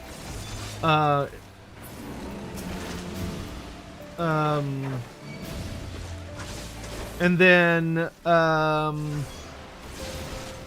for units, a Simulacra. Ooh, Simulacra, that's a deep cut. A Cursed or Animated Armor. Animated Armor would be fun. Animated Armor could work. It's not the easiest fit, but I have certainly seen and heard work. Jesus Christ, that actually scared me. That gator just came like flying out of that water. Animated Armor would be very, very cool. That is a unit that I have wanted in the game for a long time because I think it would just look super badass to have like a spooky empty set of armor that's like animated by like spirits or dark magic flowing around the battlefield. That would be kind of cool. That'd be pretty neat. Dismounted Blood Knights. I don't think that would work. I'm gonna be honest. I do not think dismounted Blood Knights would be allowed. I would be shocked if they were allowed. Because it kind of feels, because we technically already have them in the game with like the Vampire Coast roster, and it kind of pulls away from like the standard fantasy of the Blood Knight, which the standard fantasy of the Blood Knight is as cavalry. Like, it kind of steals some thunder from the Vampire Coast. It also sort of fucks with the,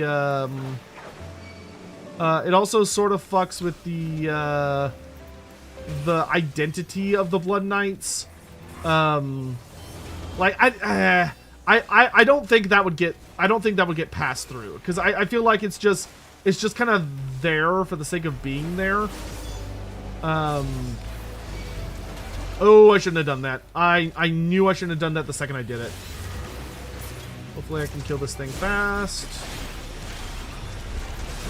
Okay, there we go. That was not Luckily, that was a salvageable situation.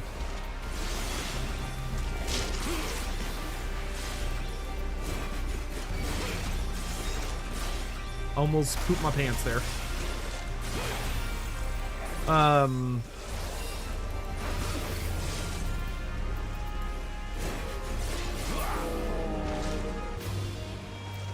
Oh, chain has to be level or higher to count. Ugh, that's so obnoxious. All right, thank you for checking that.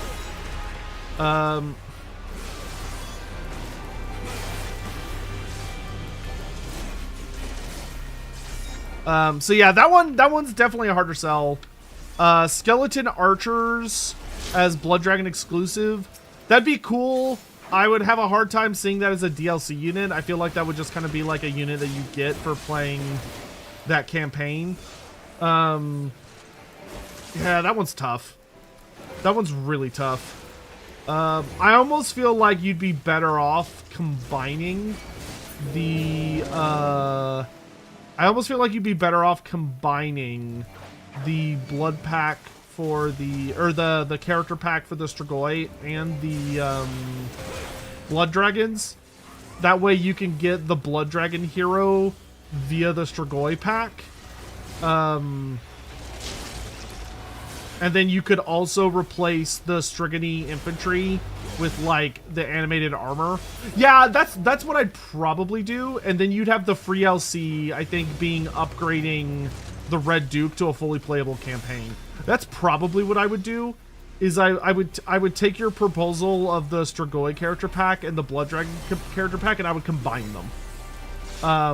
Because then you don't need to worry about a legendary hero because you're dealing with a free LC legendary lord instead. So you have your interesting free LC. I think that's what I would do. Scion, you're just on a rampage tonight, huh?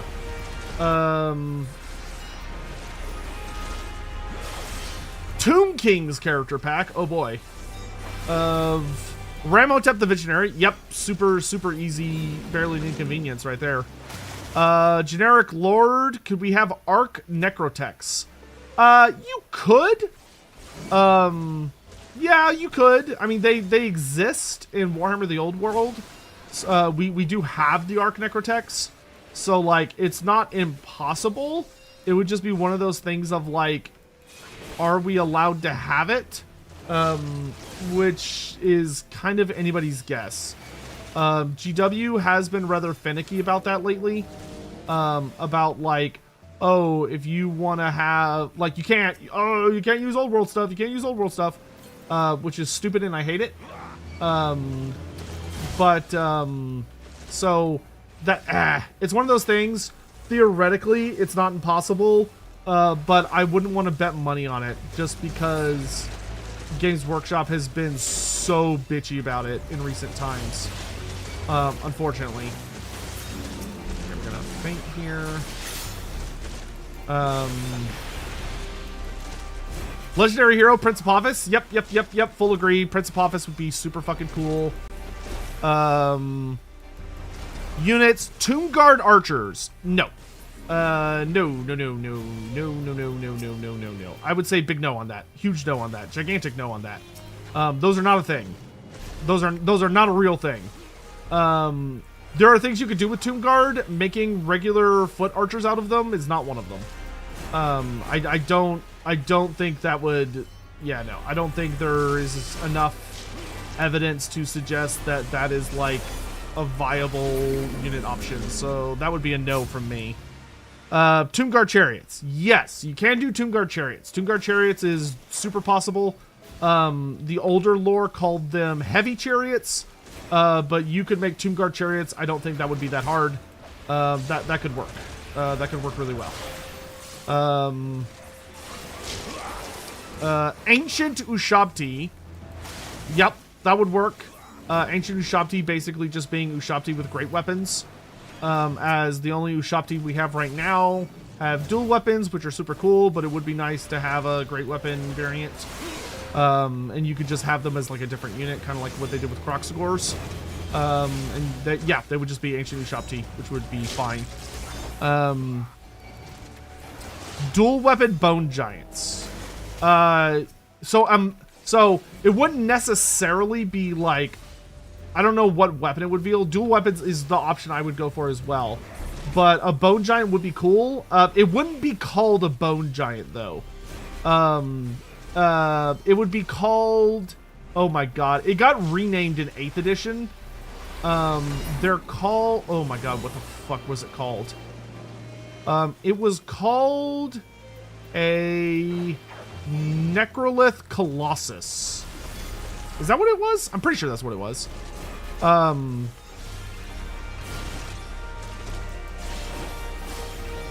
Yeah, I think that's what it was. But basically, it's the melee variant of the Bone Giant. But it does exist in Warhammer Fantasy 8th edition, which was the last edition of the game. It was something that Games Workshop stopped, or Games Workshop created, and it should be completely fair game.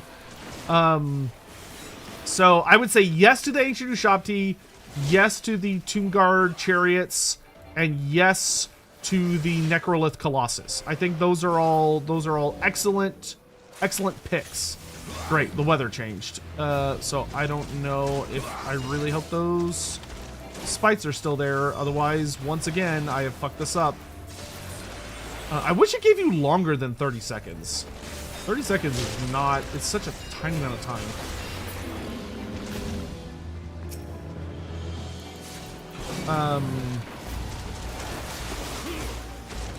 No, it looks like they're gone.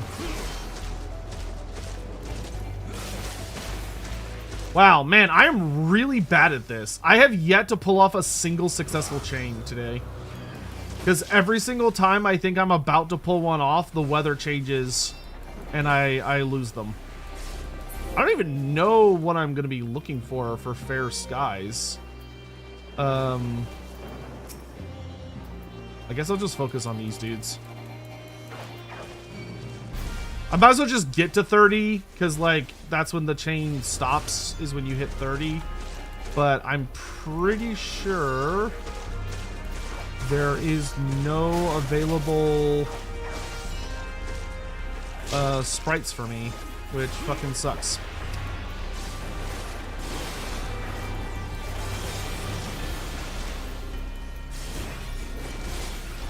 Let's see. Dust Goblins. No, you can't put Dust Goblins in the Tomb King roster. That's ridiculous. Dust Goblins should not be in the Tomb King roster. Those are greenskins. No, absolutely not. Plus, that's too many units for a character pack anyway. Character pack, as far as we can tell, probably has about 3 units in it. Because I think, like, I mean, Neferata's a free LC, but I think she was intended to be a character pack. Oh, well, no, I know she was intended to be a character pack because I was there to introduce her as a character pack, and then they had to cut that footage because they ended up changing their minds. But I think Neferata was originally intended to come with what? She would have been herself, the Lamian handmaiden hero, the Lamian, or the Lamian vampire units, which is 2 variants of a unit, and the Coven throne. I think that's everything she would have been. So like that's like 3 units. I think that's all she would have had. So I'm trying to remember. I'm pretty sure those were the only.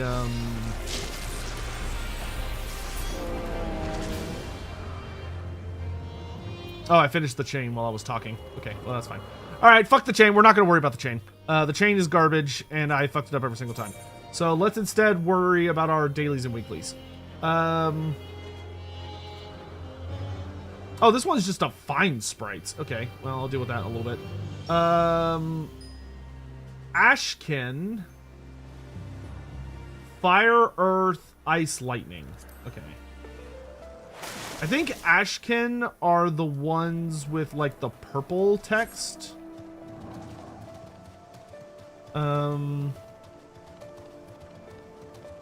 Yeah, I think, no, they're electric. I'm trying to find stuff that's like near my level. 10. Head a little further in. Have I finished Galaxy in Flames yet? No, I have not. I've been quite busy, so I don't. I only listen to my audiobooks when I am. I only listen to audiobooks when I am transporting, or when I'm walking Sadie, which mostly a mixture due to how extreme the heat has been this week, and the fact that I have been super busy. That is not been something I've listened to this week.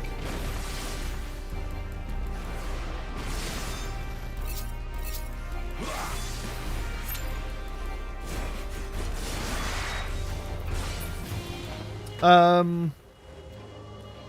mean, overall thoughts so far, like, Galaxy in Flames is fun. I have my issues with the book, but I have issues with most books that I read. Not to say, like, I think they're bad, just, like, I have criticisms. But I think if you read a book and don't have any criticisms, then, like, either that book is absolutely fucking amazing, or you're just not very critical, which is totally fine. You don't have to be.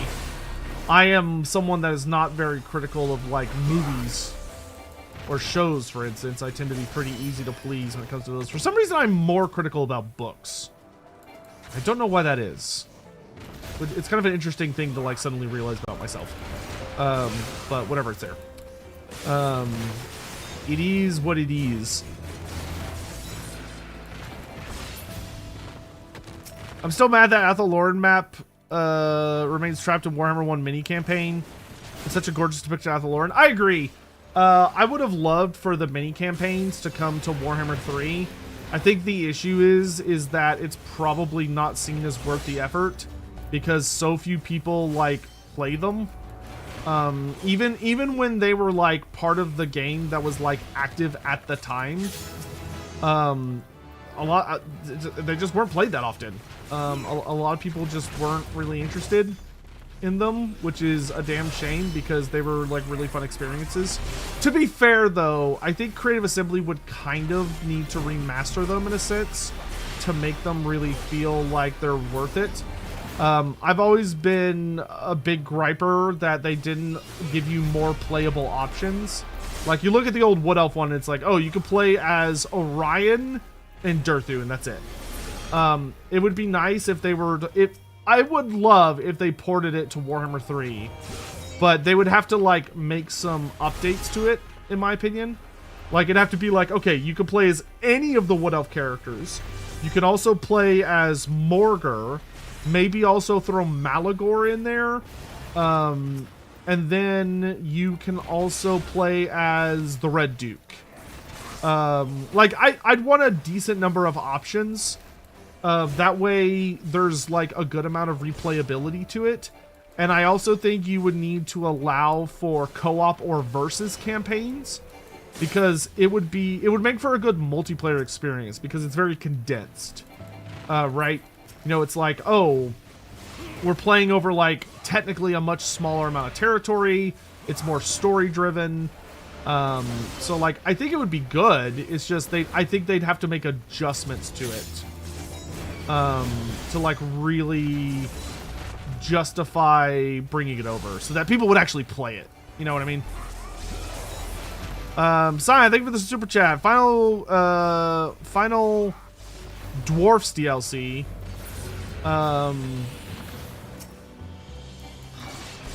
That you'd want to see. Joseph Bugman's Legendary Lord. Hard agree on that. I do think... I do agree very much that the dwarves have one more DLC in them. And I also very much agree that Joseph Bugman should be the leader of it. Yeah. Definitely a big hard agree on that. Grim Burlickson is generic hero or legendary hero. Yep, super agree there. Generic Lord, Guildmasters. Yeah, Guildmasters would be great. Guildmasters would, I think, take care of one of the biggest annoyances I kind of have with the dwarfs, which is just that you don't have like a shooty lord. It makes me sad that the dwarfs don't have a lord with a gun. Like, I still don't understand how we got an Empire Engineer Lord and not a Dwarf one. Like, the Dwarf should have had an Engineer Lord long before the Empire did. Yeah, so super hard to agree on that. And it would be super fun to have guild masters as well, because you could like spec them into the different guilds as like one of their kind of options. It's like, oh, are they like are they more associated with like the Engineers Guild or the Miters Guild or and they could have like buffs for different kinds of units. And yada yada yada yada. Let's see. From there you also have a generic hero, Rune Priestess. Yeah, Rune Priestess would be hype. Rune Priestess of Valea would be super awesome, especially because that would accomplish one of my big goals of finally giving us a Lady Dwarf unit. Because I want Creative Assembly to make it so that we can have a Lady Dwarf, that I can unleash the might of a buxom Dawi lass, a Rin, onto the battlefield to beat the shit out of people. Plus, Rune Priests are really, really cool. And it's sad to me that we haven't got one yet. They're probably one of the least well-explored aspects of Dwarven culture and, like, not just culture, but, like, their battlefield capabilities. Because they're just a really cool thing of, like, dwarves that have these great runic staves, or staves, depending on how you want to say it, that they bring onto the battlefield, and they're able to, like, slam it down and, like, unleash the runes that have been concealed within it, or, like, being able to quickly scrawl out runes upon the earth that they then unleash to do dramatic things. Plus, like, we see them having, like, super awesome healing powers within the Black Library novels. Which is super duper fucking cool and awesome. And it would just fulfill like a really nice aspect of like giving us something that truly felt Valayan in the game, so that like all three of the big ancestor gods feel properly represented, which would be really nice.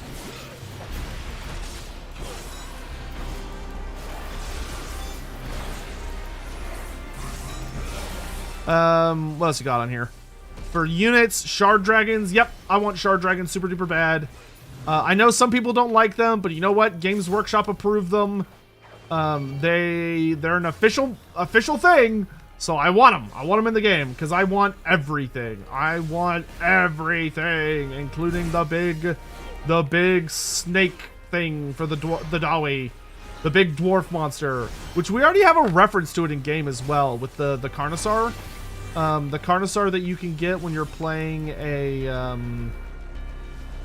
Thoric Ironbrow campaign is literally a reference to the it's literally a reference to the Shard Dragon, which I think is super cool. And if that isn't like a, oh look, this is something we might be able to do someday as like a full-on unit, then I don't know what is. I wish it had come with Thoric, but unfortunately he was a free LC. Runic Guardians. Hard yes. Everybody wants the big golems. Everybody wants the big dwarf golems. No reason not to have them in game, so definitely been a big agree there.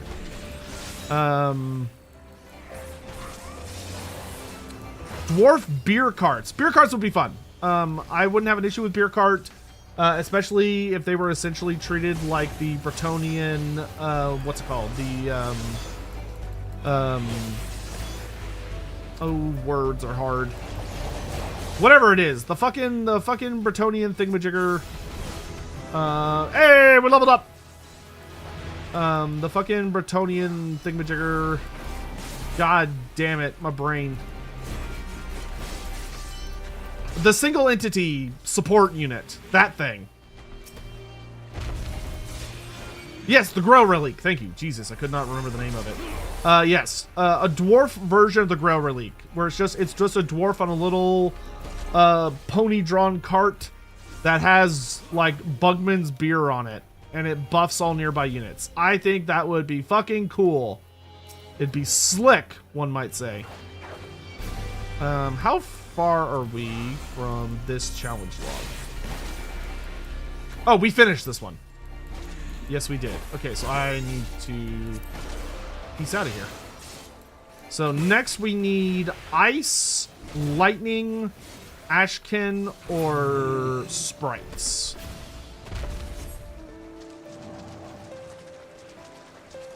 Got some ice boys over here.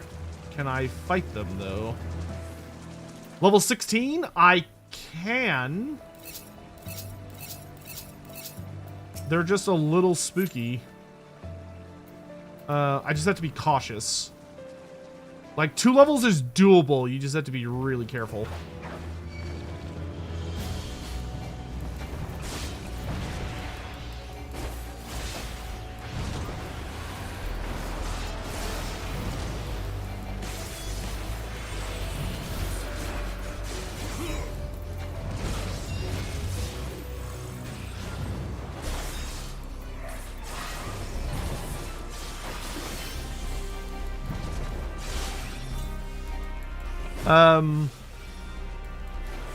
Let's see. Iron breakers with Drakefire pistols. Yeah, that'd be cool. Drakefire pistols, I would love to just have them representing the game on a unit. I think iron breakers having a variant would be totally fine. Where they just like have, like, you can either have it where they have dual pistols and then they switch to axe and shield when the enemy gets close, or you could have them have shield and pistol, and then they still switch to an axe when the enemy gets close. I think that would be fine. They would be like fairly short ranged, but they'd have like it'd be nice, and it'd be different from like kind of the bomber troops that we have currently. Yeah, I think that'd be great. And then miners with steam drills, that would be super hot. Miners with steam drills would get me hot and bothered in the best kind of way possible. And then a legendary hero with Crag the Grim. Crag the Grim would make a pretty good free LC legendary hero. I think that would be fun. I think dwarf players would be eating good, honestly.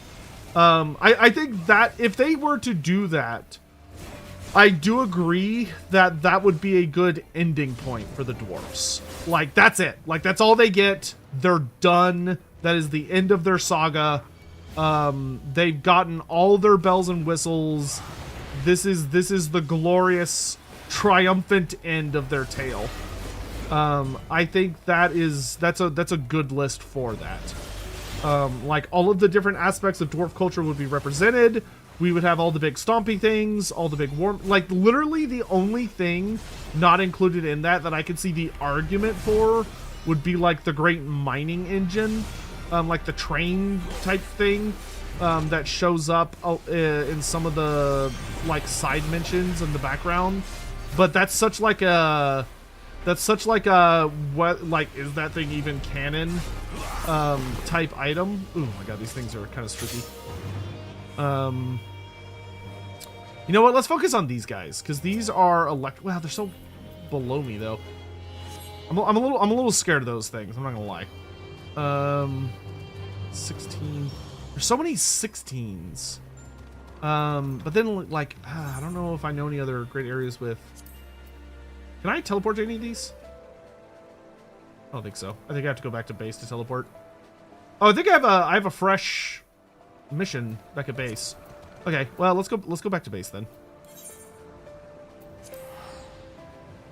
Let's do that.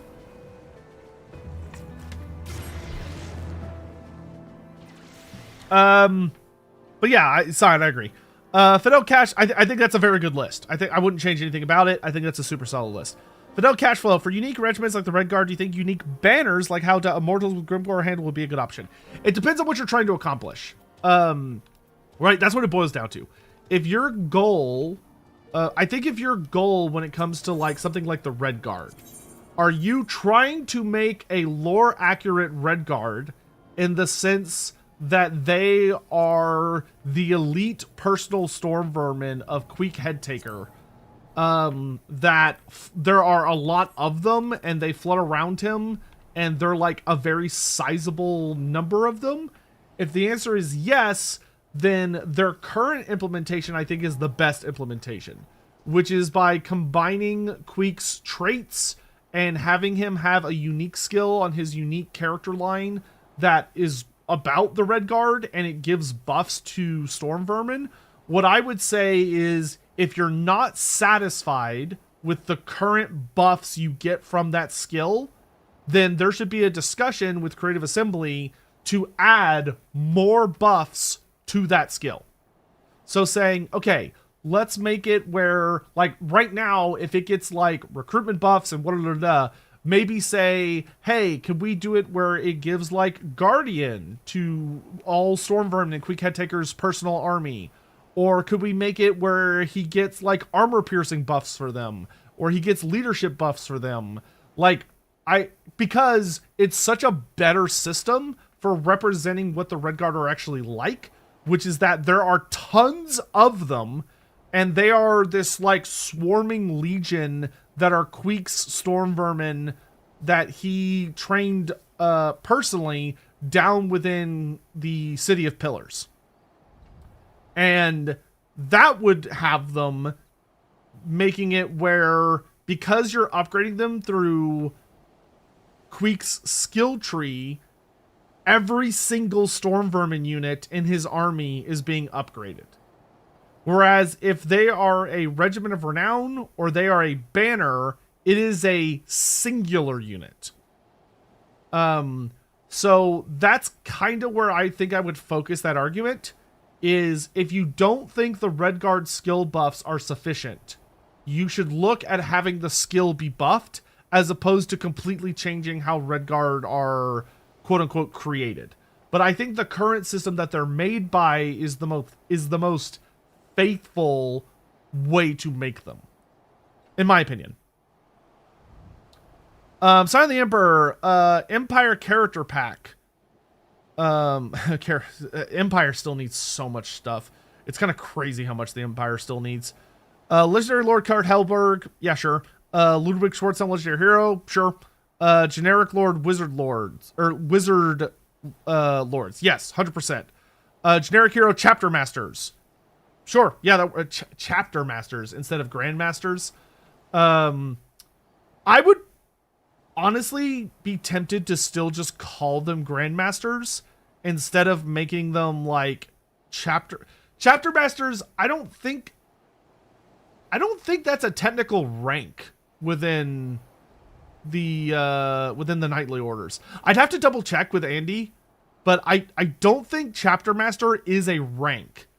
I think it's like, I would probably just make Grandmasters into a generic hero.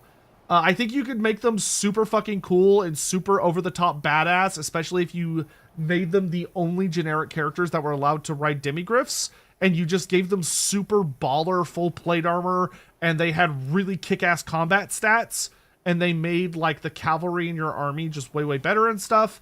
I think that you could pull off having Grandmasters as a hero, and they would feel good. Like they still feel like a really solid, powerful character.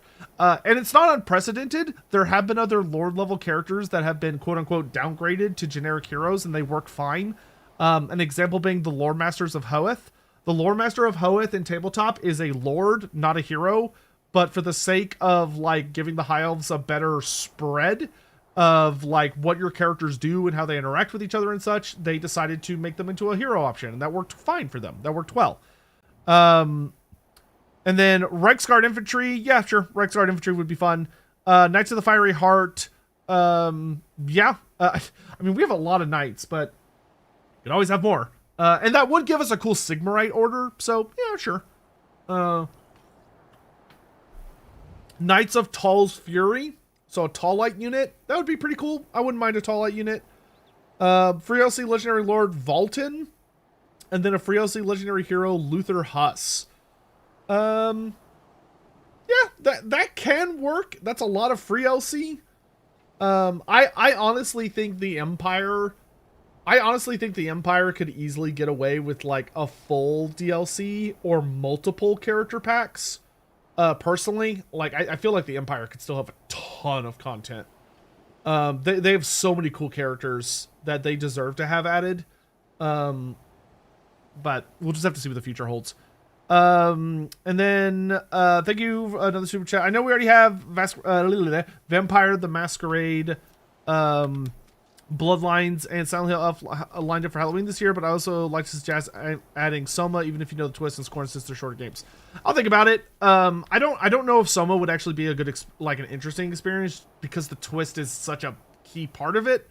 But I'll ask some friends of mine that are big like horror fan enthusiasts, because maybe one of them will actually have a noticeable what's the word I'm looking for? Thought on that. They'll have advice on that. But yeah, we'll definitely be doing like fitting in what horror games we can for Halloween. Should be fun. All right, Kryl's got a mission for us here. Let's go ahead and do it. Oh gosh, I don't remember what Kryl's voice is, so I'm just gonna pick a voice and y'all have to deal with it. Perfect timing, Dalcaris. We detected another confluence of aether just now. Another piece of magicite causing trouble, like as not. Are you available to go and investigate? Yes. Wonderful. Assuming our measurements are accurate, this should be quite close to the marge, the waterfall far to the north of here. Assuming the area is as I remember, you should have a clear view of our former headquarters. Perhaps you will even be able to see the barrier encasing it. Alright. We've got a mission. And I don't see it on the map. Said it's to the... Oh, the marge. Okay, I see it. Can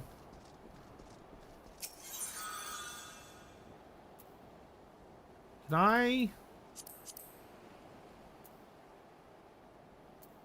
don't think I can put more in yet. Okay. Okay, well, I guess I just need to travel over there. Oh, I can't... Wait, the abandoned laboratory... Okay, the abandoned laboratory takes me pretty close. So, yeah, that's fine.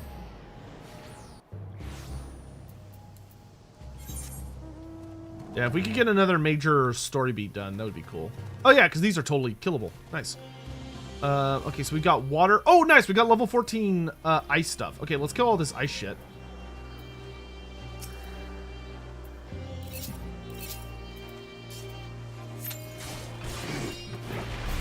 That sounds good to me, because I need to kill a ton of ice boys. And these are not 2 levels higher than me, so they're not super spooky. By the way, I haven't had a chance to ask y'all yet, but how is everybody doing? I know it's kind of late, or early, if you live in the UK. I think the UK peeps are starting to wake up. But I hope you're all doing well and having a good start to the weekend.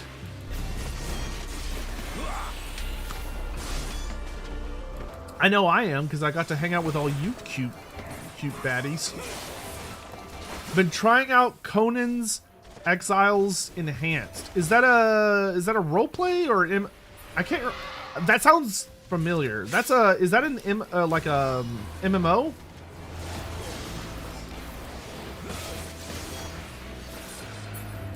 Or is it like a creative sim? I swear I know people that have played that game. If it's the game I think it is. Playing Morrowind. Oh man, there's a class. I never beat Morrowind. That's one of those games I'd love to go back and try at some point. Is there a remastered version of Morrowind at? I can't remember. Or is it just like the classic version in like emulators or like on Steam and shit? I remember trying to play Morrowind as a kid and I had no fucking idea what to do and I got super confused. And then I walked out of a town and I ran into cliff racers and I had a really bad time and I was like, fuck this game.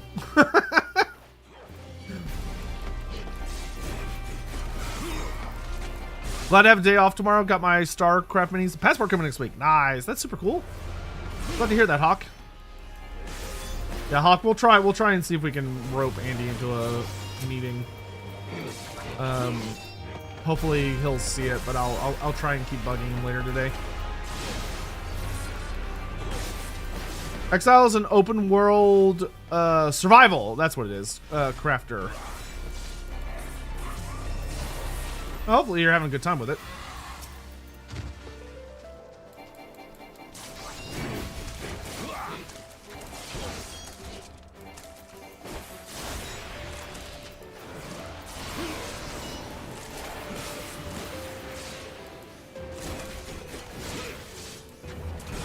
how many ice boys do we need to kill? We need to kill 44. Okay, so we're gonna be here in a minute. And that's okay.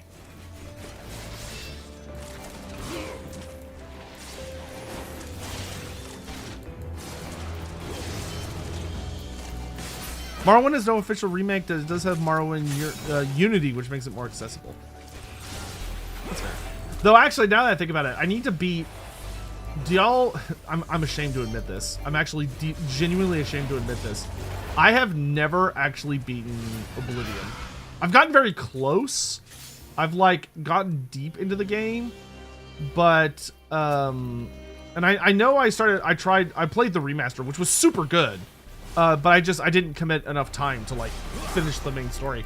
But I've never beaten it because when I was younger, and I, like, tried playing through the entire game. Like, I was genuinely trying to play through the whole game and just loved it and stuff. My problem was that I played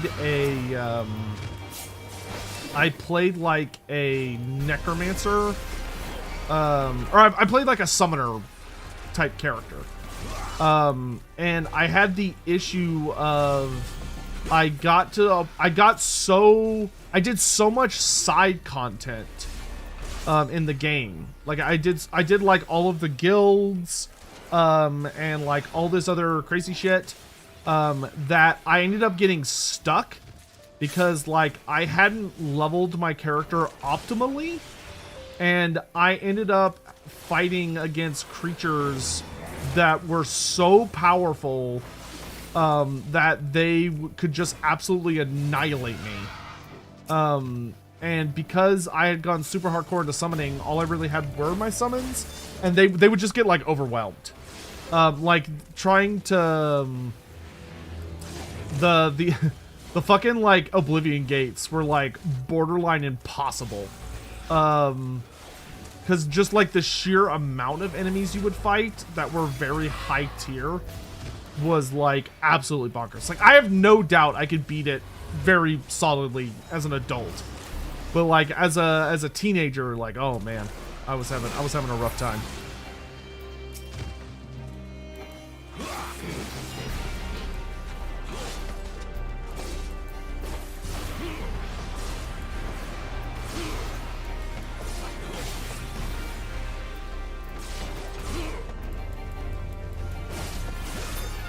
Like in solo experience, it's different from most. There's no quest system or relies on environmental storytelling to guide you around, which is pretty neat. They nailed the savage land filled with ruins. The monsters go. That's pretty cool. I still don't know what to think of the vampire counts. Only have a master necromancer lord. I like it, but I don't. So the big thing is that you get access to vampires pretty quickly. Like if you're someone where you're like, oh, I really want to have a necromancer, I really want to have a vampire lord though. Like it's not like there is some massive gap between you and acquiring a vampire. It's more of if you're not someone that's hell-bent on getting a vampire quickly, you can afford to take the time to ensure that like you get a more powerful vampire because you're willing to rely on necromancers in the meantime, if I understood it correctly.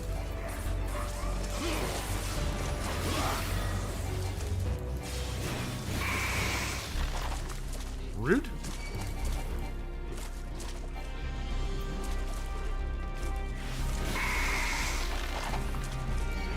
Wow, they changed me. Those absolute jerks. Die.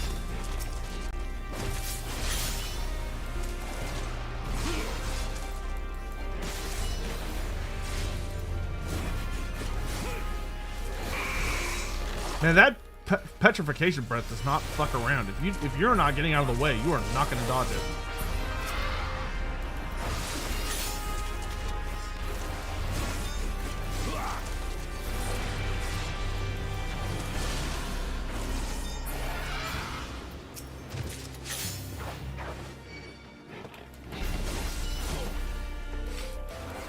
Bounced off Ark pretty hard. I never tried Ark. It was one of those games I was like, it looks alright, but like, eh.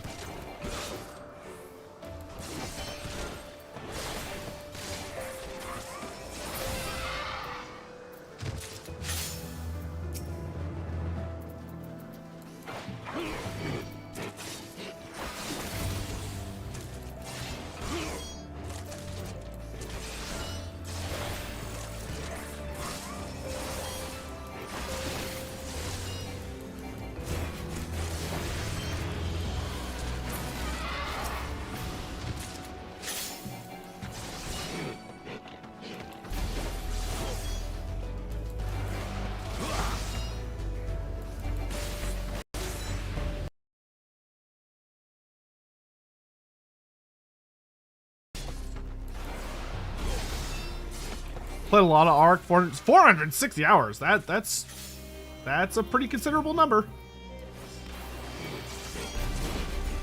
That ain't small.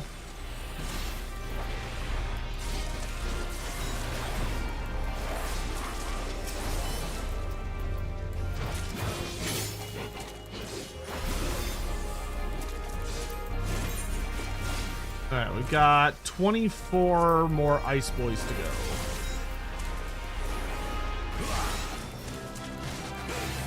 Notorious monster battle join. Oh. Alright. Came what may. Or came. I guess I should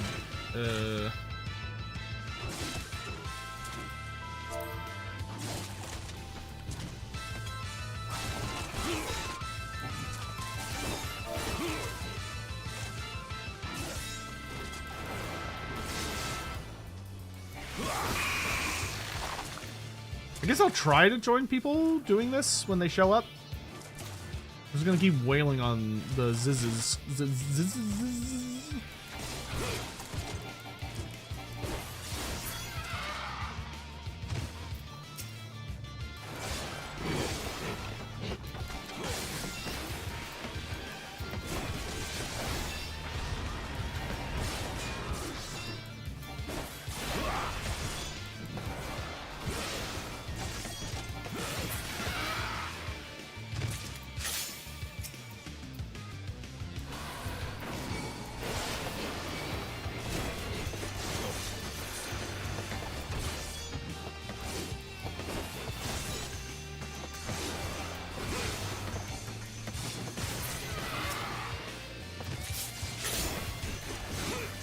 Oh, I triggered him because I killed so many of these fucking things. I see. That was my fault. And I don't think I could do anything about it because he's too big for me.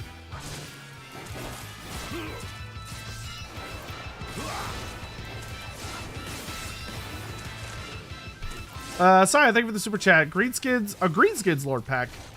This game, damn, JRPG. Technically, so this is Final Fantasy 14. It is a JRPG, though it's a JRPG MMO. Probably the most famous one there is. It do be super fucking popular, and a lot of people play it, and it is an award-winning, super awesome, kick-ass game that has a fantastic story. I'm doing side content right now. So what I'm doing is something a lot of people who have played this game have never bothered with or interacted with ever, which is called EUREKA. It is not at all required to play through the game. So it's one of those things where, like, I don't do it unless you're just super hardcore. Which I'm moderately hardcore. I wouldn't say I'm super hardcore, but I'm moderately hardcore. Hence why I am here. So it's very grindy, is why. Like, a lot of people don't do it because they're like, I don't want to deal with that bullshit. The game is very story-driven, though. It's super duper fun. Hard recommend. Plus, you could play such a significant amount of it for free. You can actually play the entire base game and the first 3 expansions without paying a single dollar. which is kind of crazy. That's like easily hundreds of hours of content.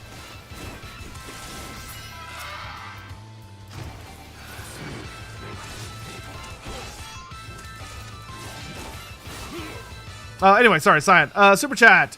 A Greenskins Lord pack. That I can already tell that's gonna be a hard sell. Unfortunately, I want it to be an easy sell, but Greenskins are a bit of a toughie.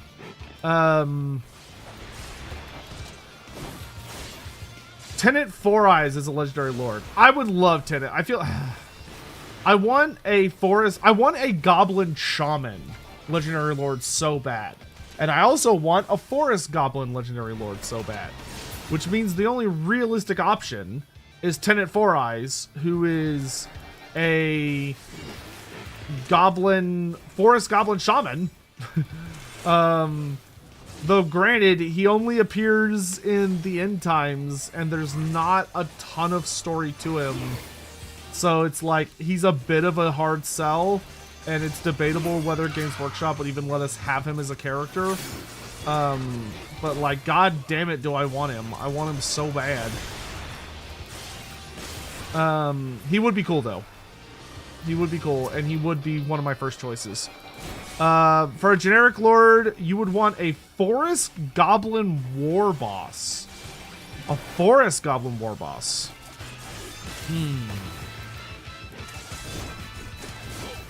That's a toughie.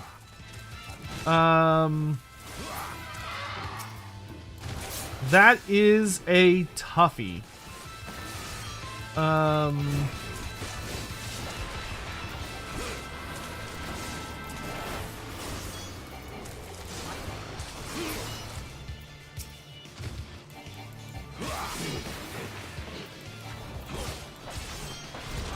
I'm sorry. I'm thinking through like the Greenskin roster.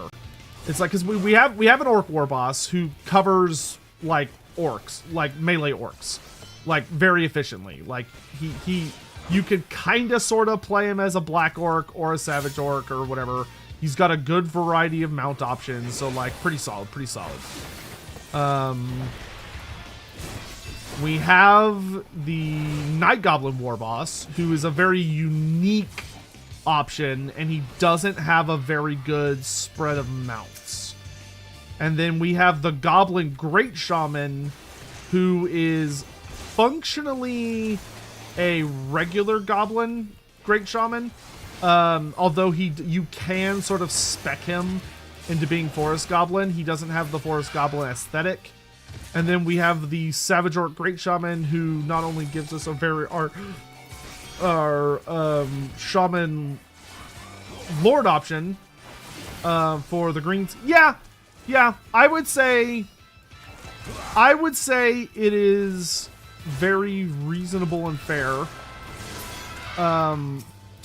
to say that the best option for the sake of variety would be a Forest Goblin generic lord. Because you could still design him where, like, I probably wouldn't call him a Forest Goblin war boss, because that's like, technically that's not a thing. He would probably just be called a Goblin war boss, but you could design him aesthetically so that he leans much more into the Forest Goblin aesthetic. So like, you lean on the motifs with like spider bits, and he uses armor that's more like what he would acquire from the forest, and like spider limbs and stuff on him.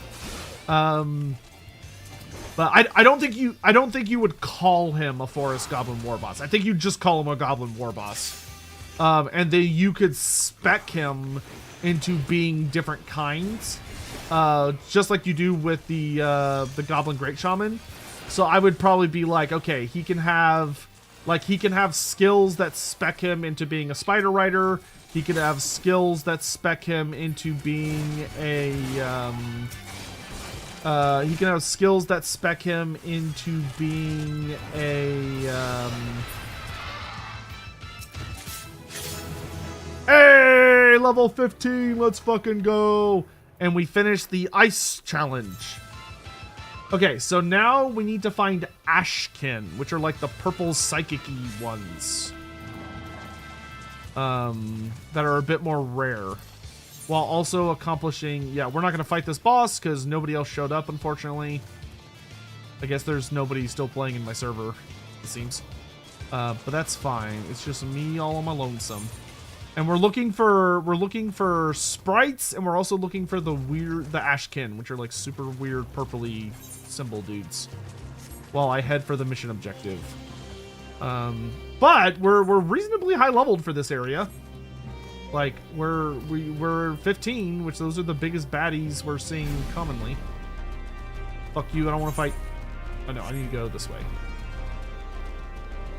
Yeah, 16. I think 16 is the highest we've seen so far. Ooh, these guys get up to 17 though. That's spooky. Okay, this guy's just following me still, so let's just kill him real fast.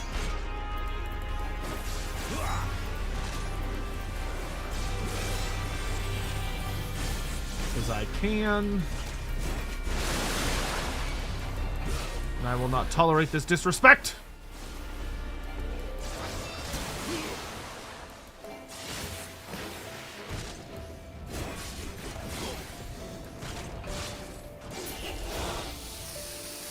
Okay. Anyway, but essentially, yes. Generic hero, Savage Orc Big Boss. Hard agree. Hard agree.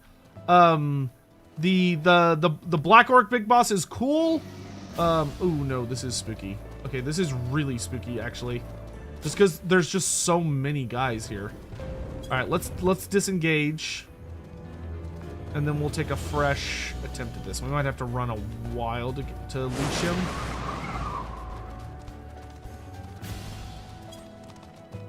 Okay, we leashed him. Okay, so we got to approach this kind of carefully.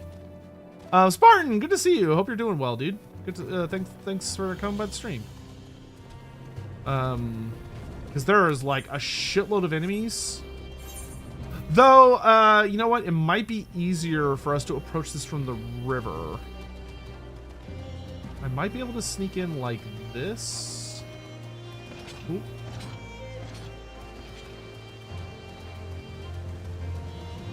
Oh boy, this area is like really spooky. These are high level.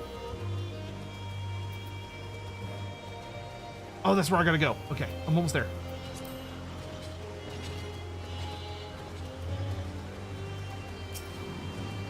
Oh, we made it. Nice, nice, nice. Yet again, to sip the confluence, you find the magicite you dissipates can be used on my magicite board. Okay, cool. I'm actually gonna teleport out of here because this area is scaring the fuck out of me because these guys are so big. Okay, good. We got out of there. The Forest Goblin War Boss would be a ranged lord with a bow. You can still do that with a regular War Boss. I would be surprised to see him called a Forest Goblin because that's. I wouldn't be against it. I would have no issue with it. I would be happy to have a Forest Goblin War Boss. It would just surprise me for that to be what they're named, just because they don't technically exist within like the strict writing of the setting for when you're dealing with like tabletop rules and stuff. I wouldn't be against it though. Like if Games Workshop was cool with it, I would be cool with it. But I do agree. I do hard agree that he should have a bow. I'd also like to see the Goblin Big Boss reworked to have a bow as well, to make him a hybrid assassin. But yes, I do hard agree with the Orc War Boss, the Savage Orc Big Boss. Savage Orc Big Boss I think would be a super duper good time as a character hero. And then for regular units, Forest Goblin Infantry. Yes, Forest Goblin Infantry I think would be super cool.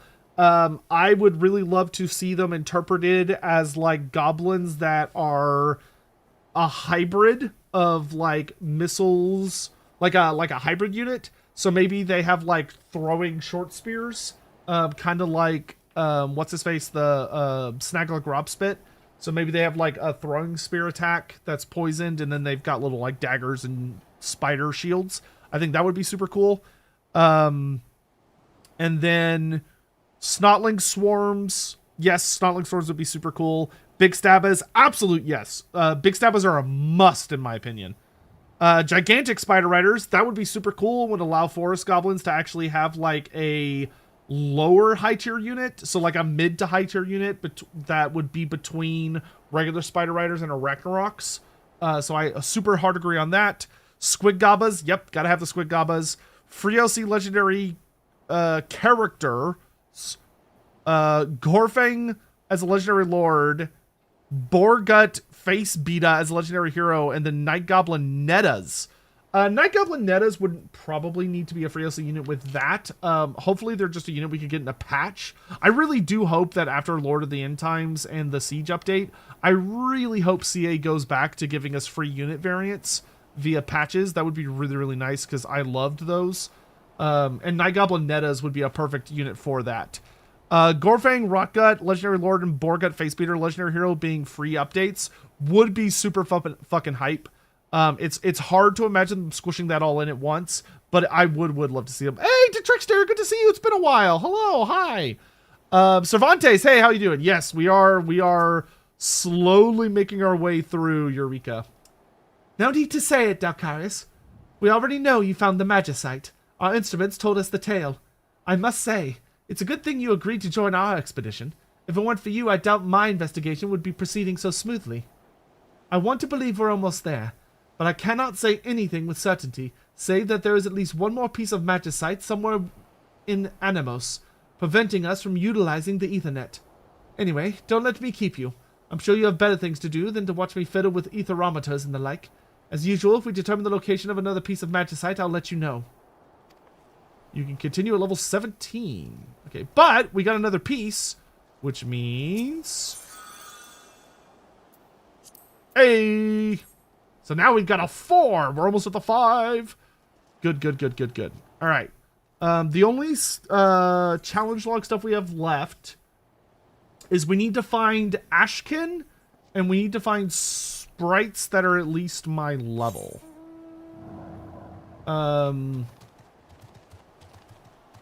So let's go do some hunting here. It's gonna take a very long time, be extremely hard to complete the final boss. That's all right. We'll cross that bridge when we get to it. Luckily, I have a wonderful community, and I also have a lot of friends that play this game. So when the day comes to take on that challenge, we won't be alone. We'll have help.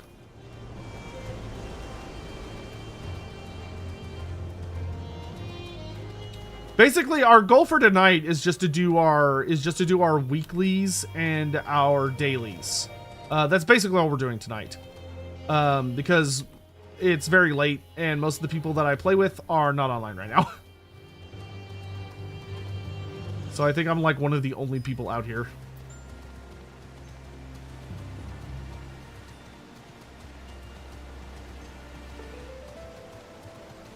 And I was trying to chain earlier, and I kept fucking it up, so I gave up on that. But we got a ton of leveling in tonight, though, so that's really good. Because I think we were at level, like, 8 or 9 when we started, and now we're at 15. So that's really good, and we got another piece of magicite, which is also really good. Okay, these guys are electric. Those are earth.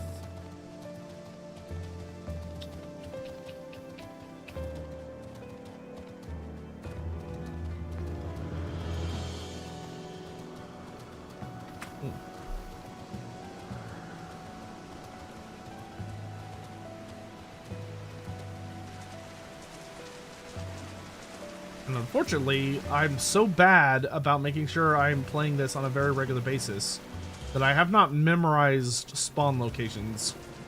So I'm not sure where to look at the moment for Ashkin. And I'm also not sure where to find decent level sprites in fair weather. Oh, there's some Ashkin. Okay. Oh no, those are electric. Damn it, I thought those were Ashkin. Fuck. Okay, let's go this way. I do think it's worth doing for... Yeah, so Cervantes, basically my goal is that I want to have at least one relic weapon from every piece of side content. So like I have a weapon from A Realm Reborn, or I have the Gibolg from. Oh, nice. Okay, nice. That's cool. So like I'm acquiring bits and pieces. Leave me alone. Where does this go? I think this just unlocks a new map area. Oh yeah, I do not want to be in here. Anyway, so we've got the Dragoon Lance from A Realm Reborn's Relic series. We've also gotten the we got the Dark Knight relic. So we finished the Dark Knight relic from Heaven's Word, and now I'm doing Eureka with the goal of getting the White Mage relic.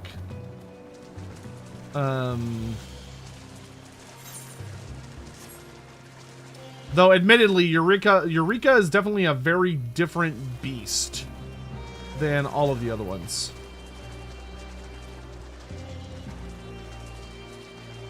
Like big time.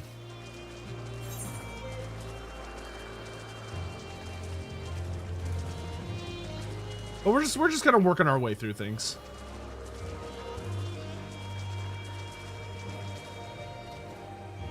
Where do I need to be?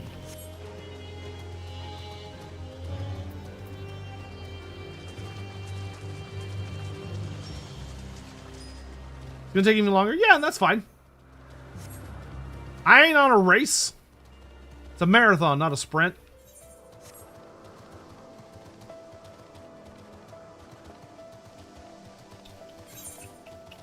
Though it would help if I knew where I was going. Hold on. I think I have a map stored in here somewhere. There we go. Gales, showers, snow. Okay, well that's not very helpful, is it? Because it is just fucking fair skies right now.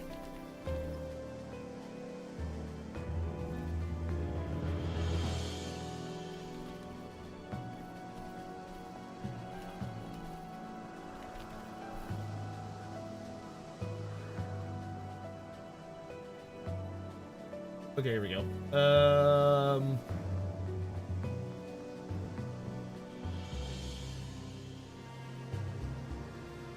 So I need Ashken and...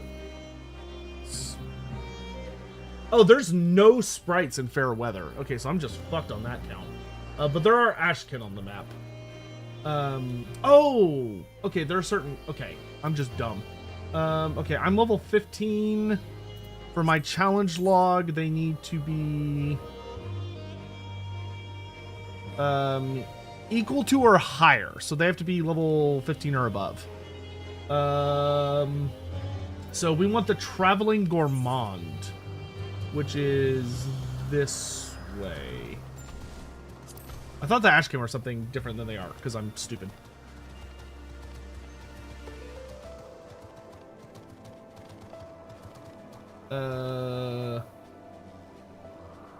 They should be right where the river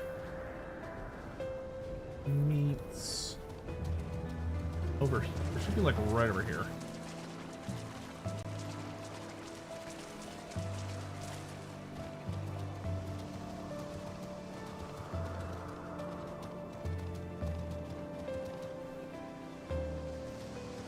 And by right over here, I mean like way over here. What are your thoughts about the Vampire Count rework? I haven't watched the live stream yet. I'm gonna make a video about it.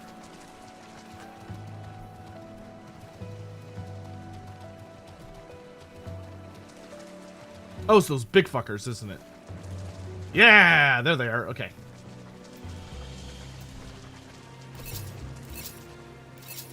I think we want it like that. Yeah.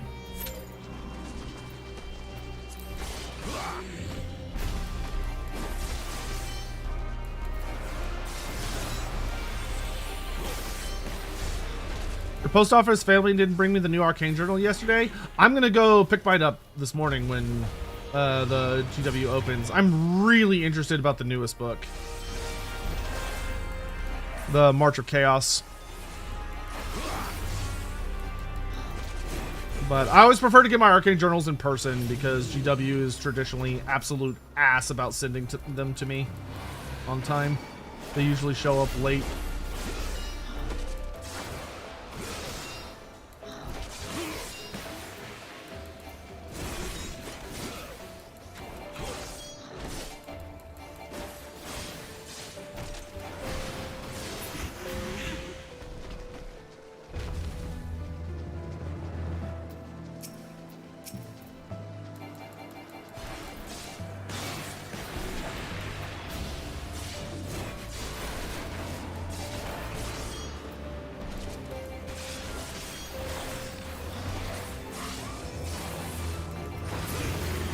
GW sees it to me and they're like, nope, get that guy the fuck out of here. Sorry, thank you for the super chat. Oh, I missed Gatilla? Oh yeah, I did miss Gatilla. Yeah, Gatilla would be a perfect legendary hero for a goblin, a fairly goblin heavy DLC. Yeah, Gatilla to Hunter would be great. Everybody's favorite wolf riding goblin. Yeah, full agree on that.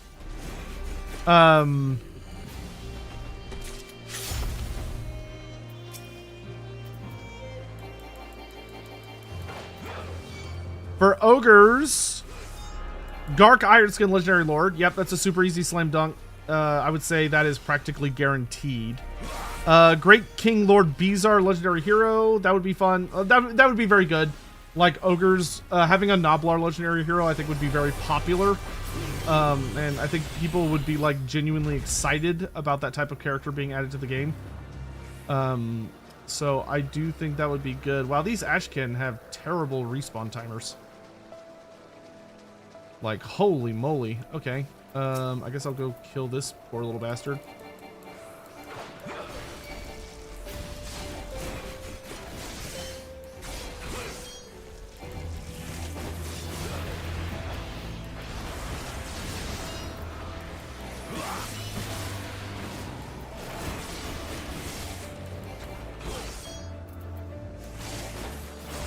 Sorry, Mr. Caterpillar, but somebody's gotta die.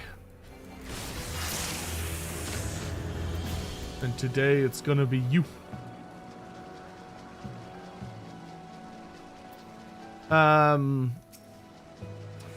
For a lord, either a hunter generic lord or a thunder lord. It's probably gonna be a thunder lord. A thunder lord, you'd actually have like the support of the setting to back you up. Plus, I think Thunderlords would be super cool, and they kind of give that hunter aesthetic. Like these just big, mean melee ogres that are able to ride on all of the big stompy monsters for a lord choice. I think it'd be a pretty popular lord choice, with them being able to like either ride a, like they could ride a Mournfang and then they build up to a Rhinox, like an adult Rhinox, not just like a regular. Like, I guess you could have them have the Crusher variant as, like, a stepping stone. So they could go, like, Mournfang, Crusher, and then, like, adult Rhinox. But I think that'd probably be kind of weird. You'd probably just want to go... You'd probably want to just go straight from, like, Mournfang to Rhinox. And if they wanted to get really spicy with us, like, maybe they could throw us a bone and be like, oh, okay, you could put them on a Stonehorn too or something. But they should make the Thunderlord Rhinox, like, it should be fucking terrifying compared to the regular Rhinoxes. Because the Rhinoxes that we currently have in game are actually not adults. The vast majority of them are juveniles. Adult ones are, like, absolutely bonkers. Man, I spawned another boss, and I'm sad that there's nobody out here to help me kill him. For generic hero, Noblar Head Honcho. Full agree. Noblar Head Honchos are super cool, and I would love to see them interpreted and embodied as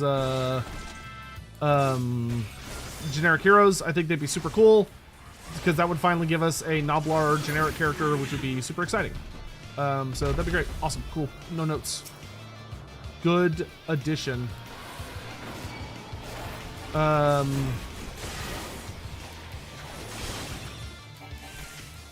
Generic units, Noblar Man-Biters. Yes. I still think it's weird we didn't get Man-Biters with Goldfag Man-Eater. That would have been like such a perfect unit. Like, it's not the end of the world, but like, yeah, but I would love to see them in game. Blood Noblars, yeah, Blood Noblars would be fine. They're kind of the like elite hunter Noblars, so that would make sense. Because they're a bit like spookier and more reliable than most Noblars. Let's see, you'd also get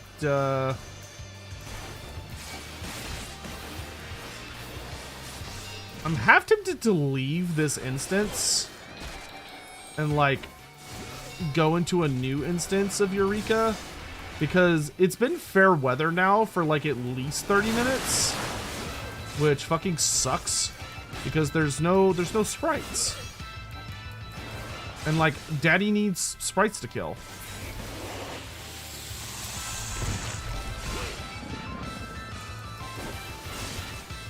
Otherwise, like, what are we doing here, man?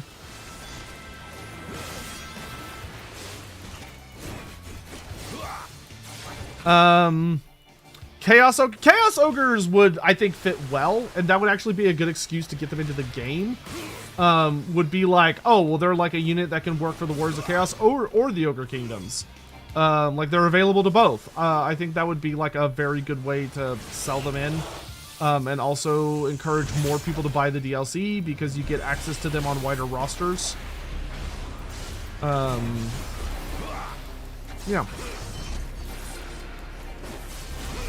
Okay, it looks like because this boss spawned, the other Ashcan aren't showing up. So, you know what? I think I'm gonna go ahead and peace out. Because this area seems to be doing everything it can to warp me. So let's get the fuck out of here. Hey Lore Master, what cultural aesthetic would I give Nagash's Czar? I don't know that I would give it a cultural aesthetic other than saying lots of black stone, warp stone, and like death obsessed iconography. Like I would probably, well, okay, I would probably take a good bit of inspiration. I would probably want to take a significant amount of inspiration from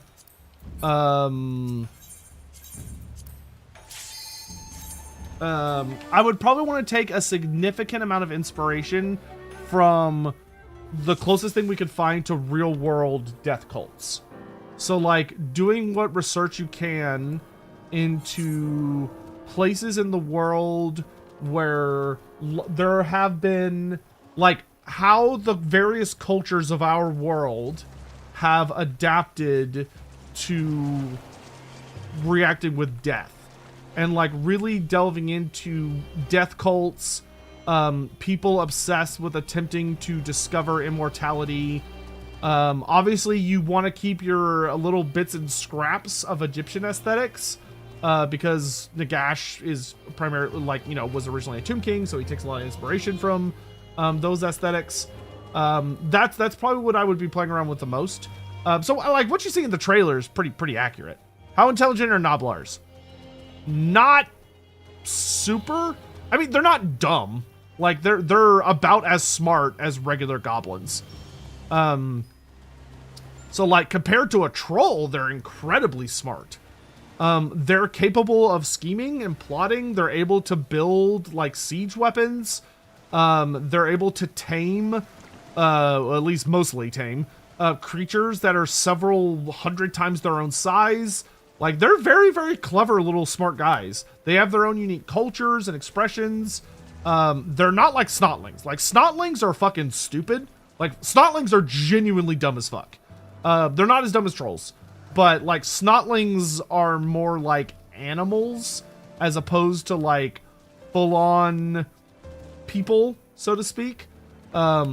Whereas with Noblars, you are dealing with a species that speak language and have a culture, and they have their own thoughts and observations on the world, and they, went super out of their way to dodge and avoid being enslaved to the Chaos Dwarf Empire, yada yada yada yada yada.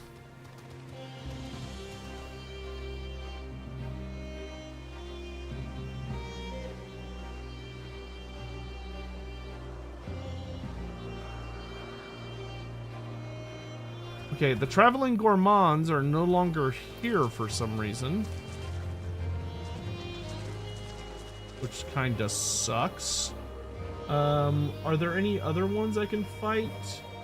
I'm level 15, which is kind of an awkward level.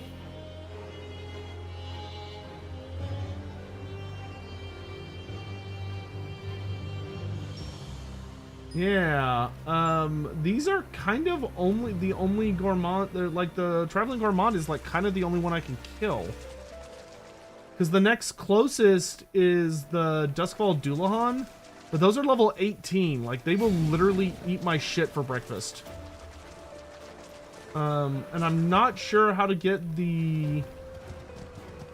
I'm not really sure how to get the traveling gourmand to respawn.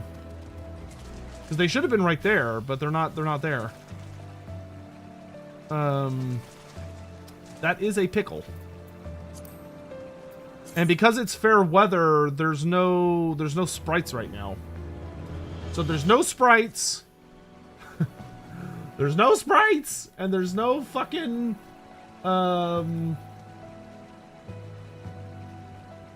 there's no sprites, and there's no goddamn Ashkin that I can actually hurt right now. We're at like a super awkward level. I guess I could just beat up some of these guys for a minute to get me to level... Well, yeah, I guess I could just kill these guys until I get to level 16, because then I can go kill the Dullahans.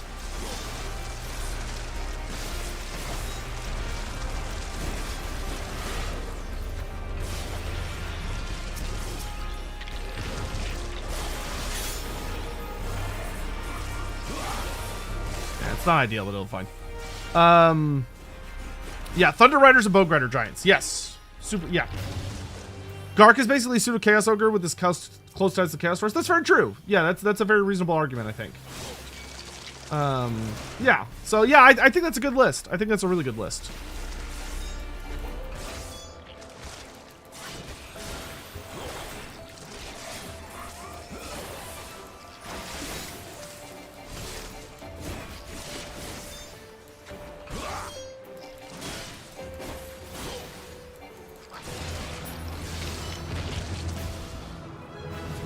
There we go, level 16. Let's fucking go. Okay, so the level 18 Dullahan is at the top left of this area up here. The gremlins, Sonawas, ugh. I think they're up here behind all these guys. I can't jump over that.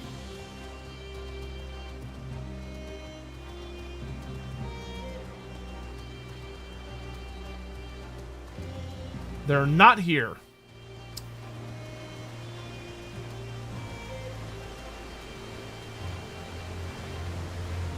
Shit. I don't know what I'm supposed to do to get the Ashkin to spawn, because I don't see them anywhere. And I don't really need to kill any of these dudes. There's no sprites.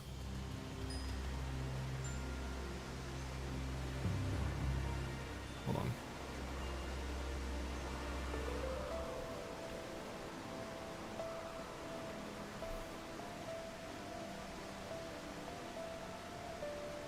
Okay.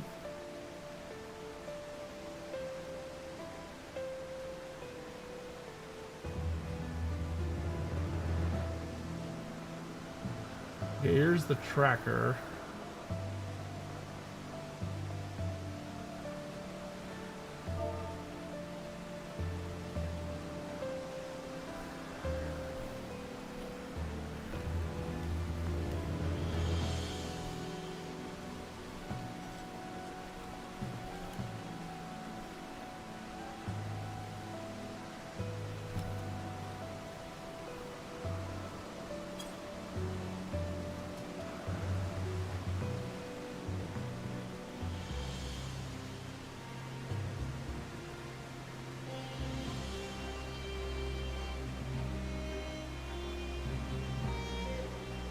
Okay, this doesn't really help me because it's kind of a map.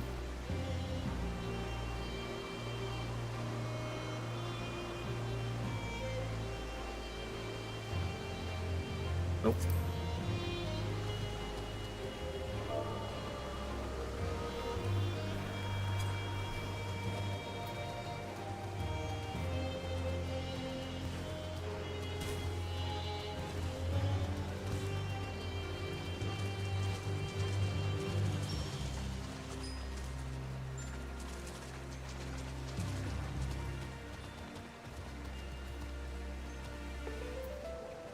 Guess I could Google it.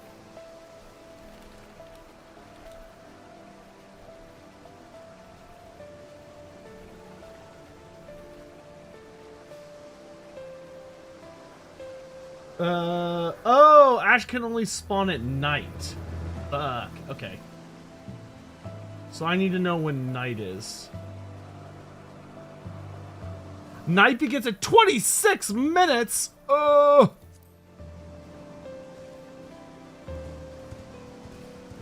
That sucks. Well, I guess I'll just murder shit while I'm waiting. No reason not to.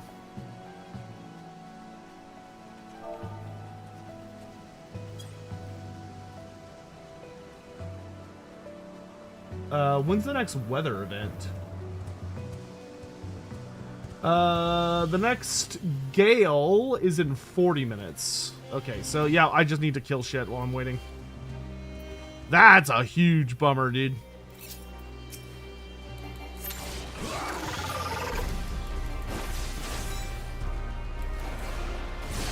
Sorry, thank you for the super chat. I'm excited to see you finish Astral Loader Start Machinist next stream. Yeah, that'll be next stream. Yes, 100%.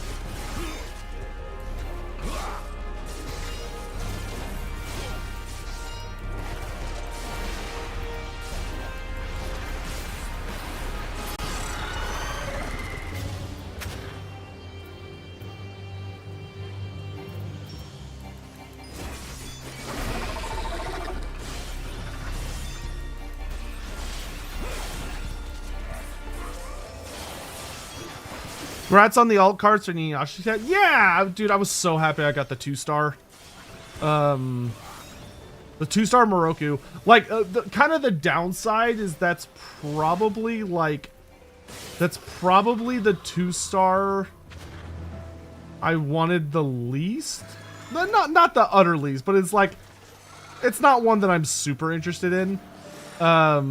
Because it's not for the deck that I'm running. But that's okay.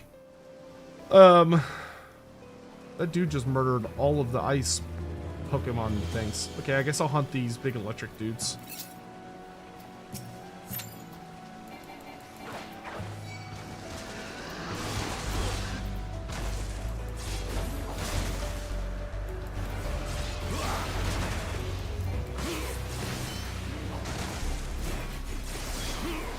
And Yashi the Half Team? Yeah, so my favorite tabletop RP, or blah, blah, blah, blah. My favorite TCG, my favorite trading card game, is called Union Arena. And the whole thing with Union Arena is that every set, so every set of the game, is based on a different anime. Not always, like sometimes they'll basically like do a rerun. So you get like a volume 2 of a particular anime, for instance. And the Inuyasha set just released, and I am a huge Inuyasha fan. I loved Inuyasha as a kid. It was one of my formative animes growing up. So I have a lot of nostalgia for it. And the Inuyasha set came out this past week, which is a lot that kind of played into why I wasn't around a lot this week. Because there's only a very limited amount of slots to like go do release events and like actually get the cards. Otherwise, you have to like go get them and pay full price, which not full price, but scalper prices, which fucking blows. And I was like, I ain't paying no scalpers. So I went to a whole bunch of different release events.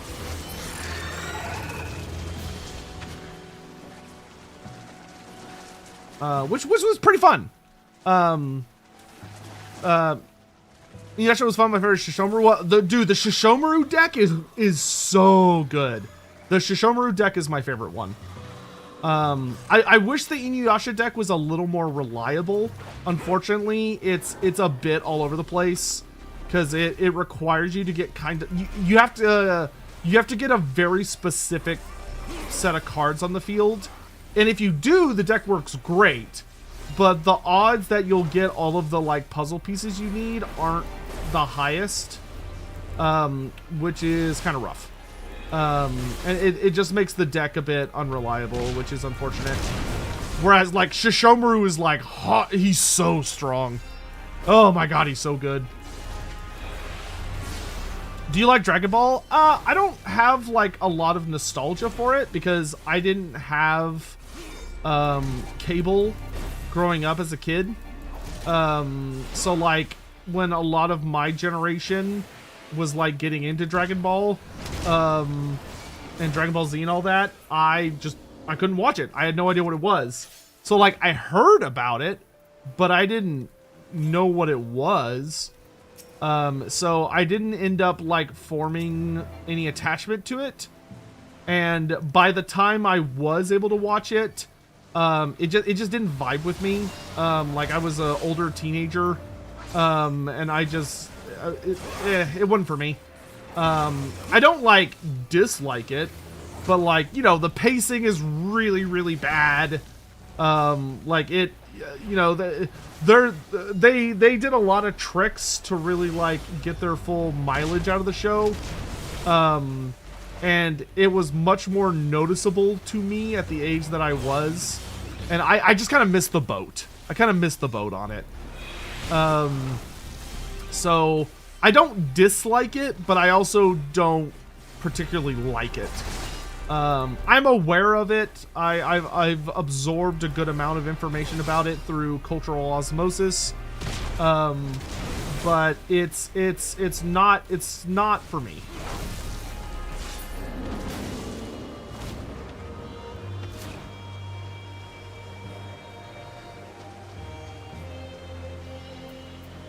Hopefully that does not make you hate me. I don't have anything bad to say about it.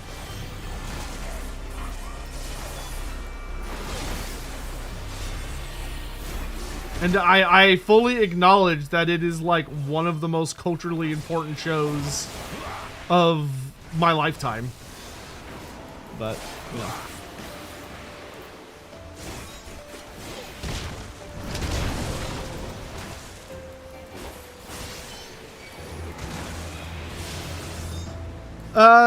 Sion, thank you for the super chat. What are your hopes and expectations with the Machine story that are basically done with Astrologia now?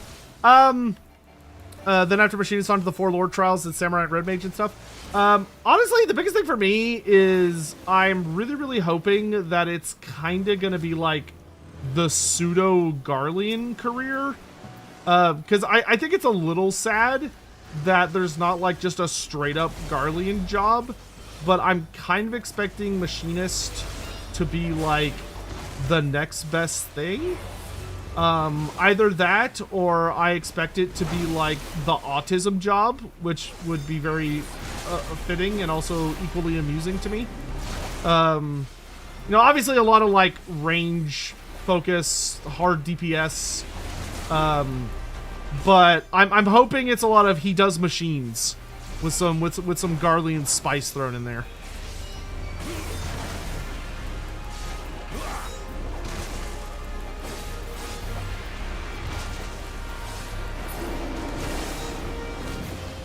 Ugh, this fucker's hurt.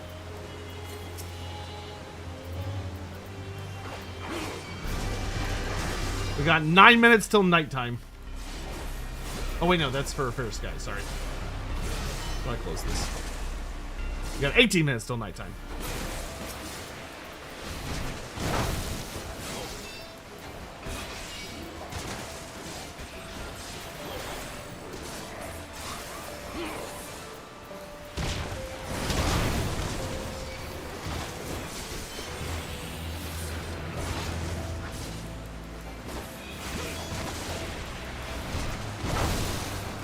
It's actually, for a Garly jump, it's actually Rebirth. That's funny.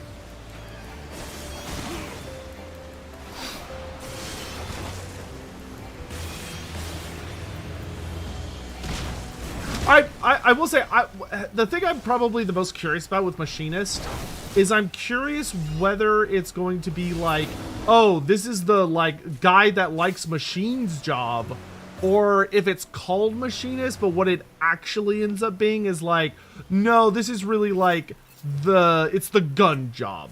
Like, it's the guys that like guns, but it's not really about machines. It's more just about guns, which that'd be fine if that's the case. So I'm kind of curious to see how exactly it'll be expressed, I guess.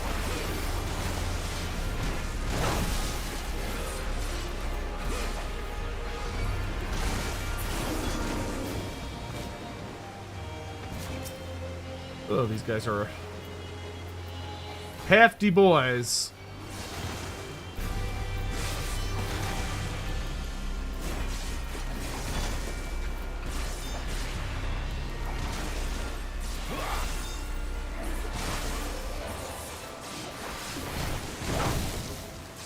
Oh. No!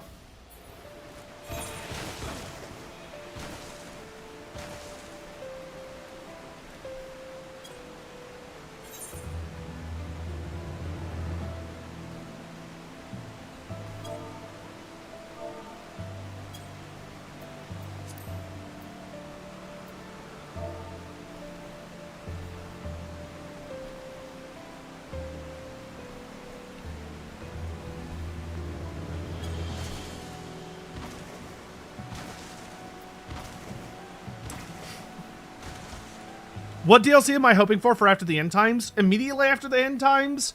Okay, so in my personal opinion, immediately after the end times, my biggest hope will be a character pack before December. That will either... my personal hope would probably be Egrim von Horseman. If they could do an Egrim von Horseman, a Zinch character pack, I think that would be the best way to end the year. But just any character pack would be great. Like, I don't even care who it's for. Just a character pack would be super cool. And then the next big DLC that I'm really, really hoping for, personally, would be the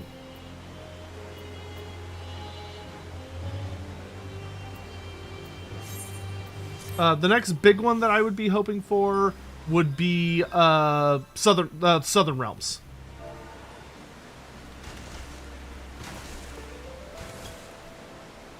Southern Realms is something I want really, really, really badly. I think Southern Realm, like, getting a new race pack to really be like, look guys, like, we still have tons of big dick exciting stuff coming. I think would be one of the most exciting things they could do.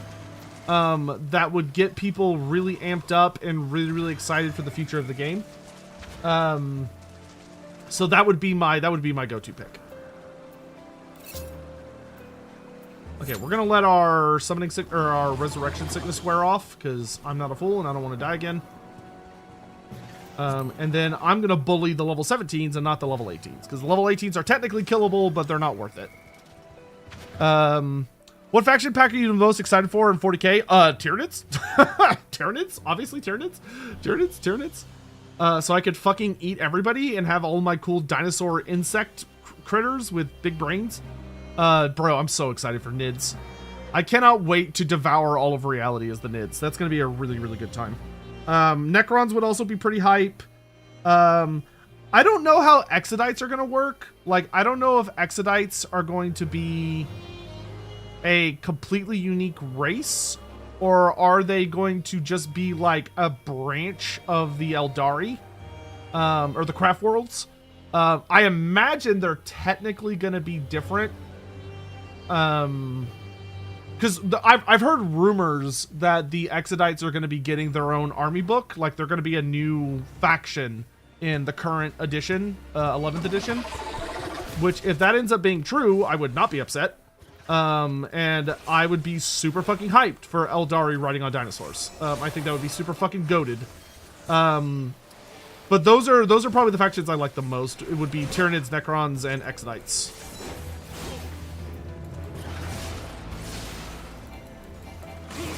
Imagine a Total War set in Final Fantasy. Bro, talk about a clusterfuck.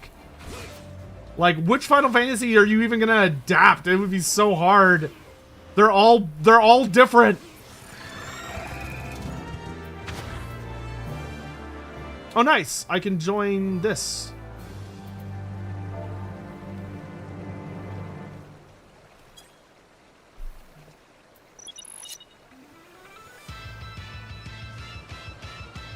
Pull time is 26.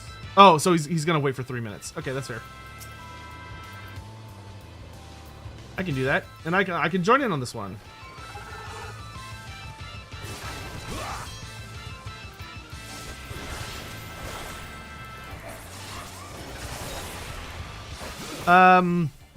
Machinist is just Guardians reverse engineering from Garland Magic. Okay, that makes sense. Likewise, Gunbreaker is a Bosjan job, and where the Garleans took inspiration for their gun swords. Cool. Okay, well, yeah, I look forward to that then. Oh boy. I have angered the big plant ladies.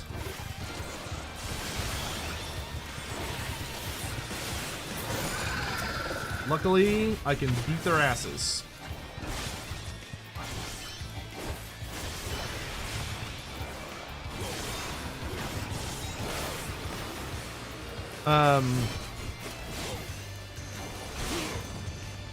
But yeah, that's good to know.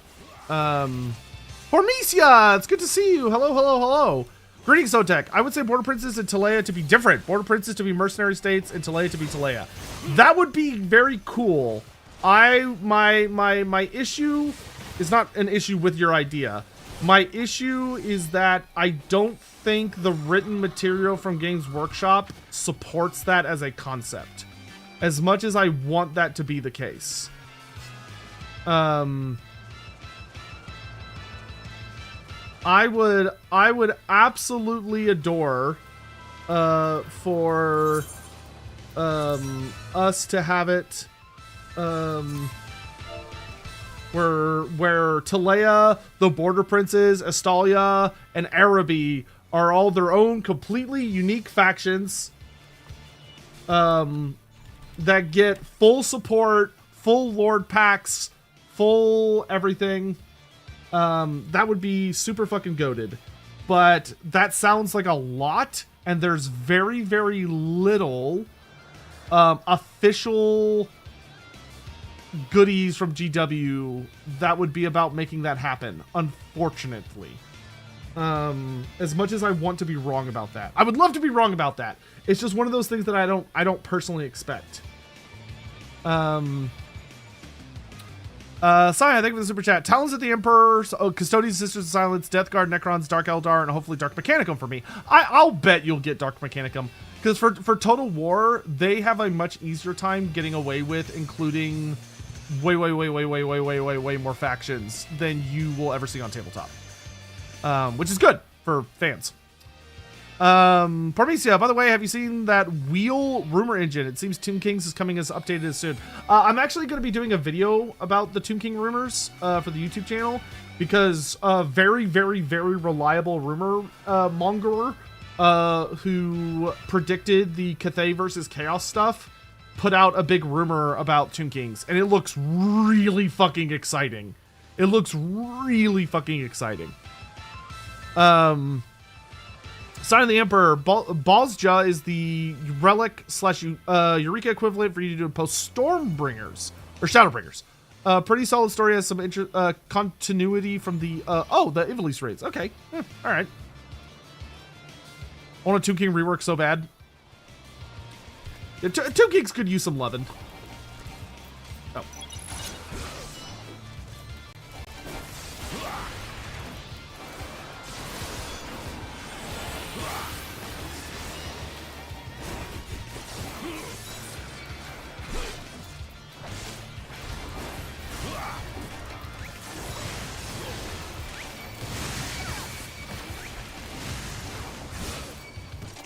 Die.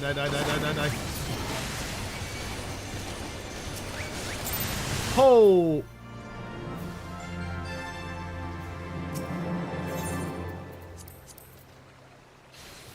Now.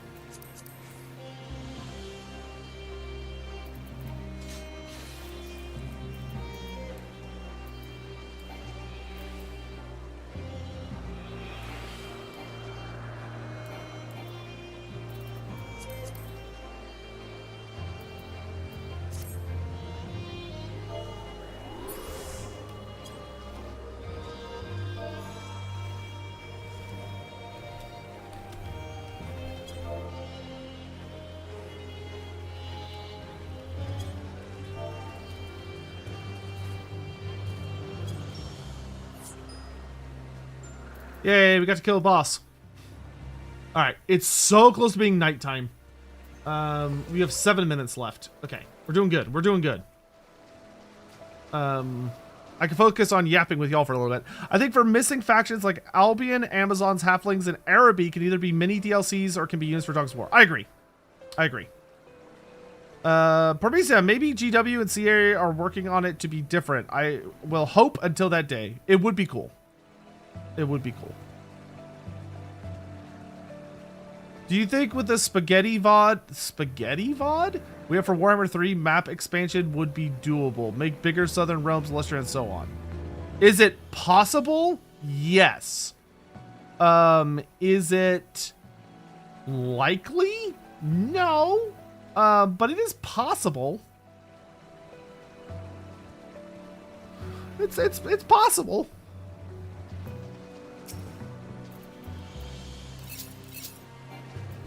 Don't let your memes be dreams and all that shit.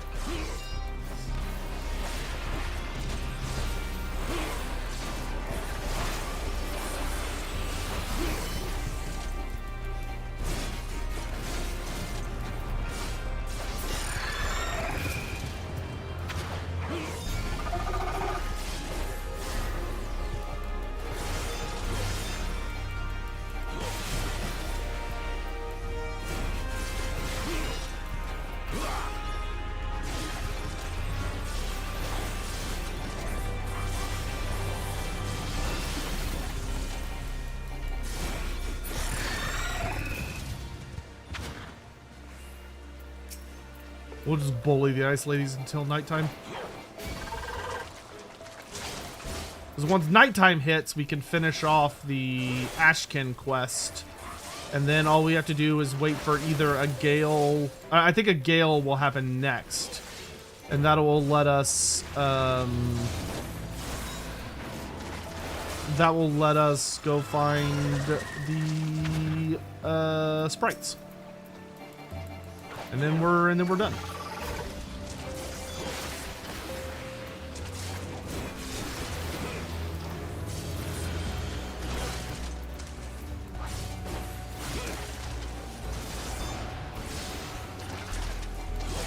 Hell, I checked what the vampire counts are getting tech-wise. A few higher tier units to take some morsels with the tech tree, so I don't have endless skeleton spare them for like 30 turns. Yeah, I can definitely see the desire for that.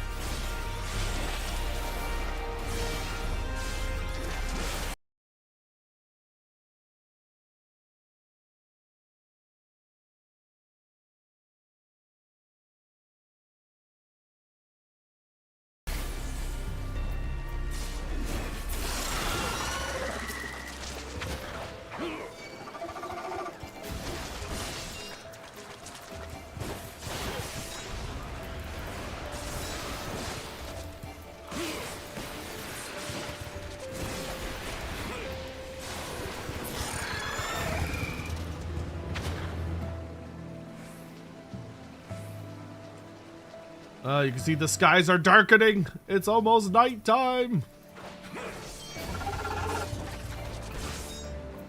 These enemy designs are really cool. Yeah, Final Fantasy has some really fun enemies.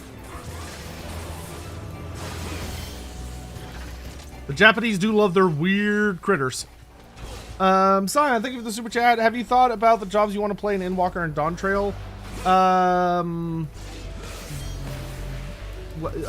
Wait, so I'm playing Reaper in Shadowbringers. Then I think I'm playing Viper for Endwalker. And then for Dawn Trail, I might do Bastion. Because Bastion looks fucking hilarious, to be honest.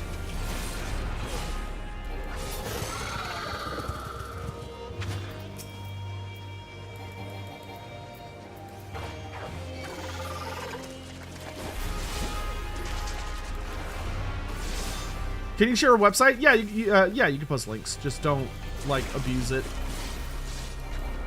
If you post, like, a super weird link or somewhere that goes somewhere bad, then you'll be permanently banned. So as long as you don't do that, it's fine. Probably wait to see what the other job is. Yeah, true. But, like, how... I don't know, man. That's... double shield action is kind of hard to top.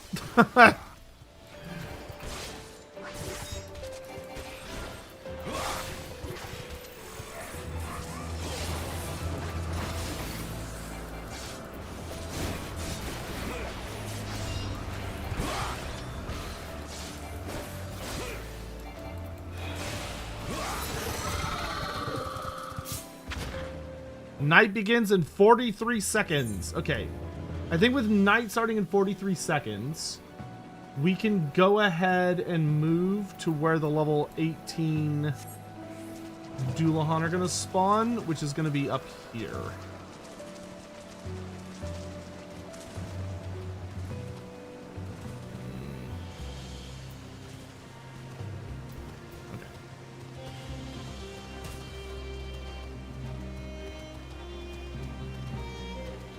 They should spawn right in this area.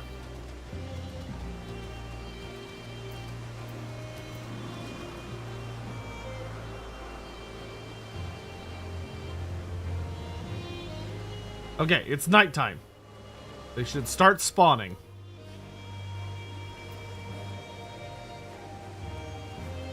I guess it might take a minute.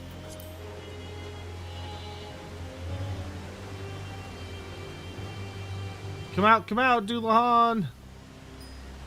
I've got to kill 19 of you.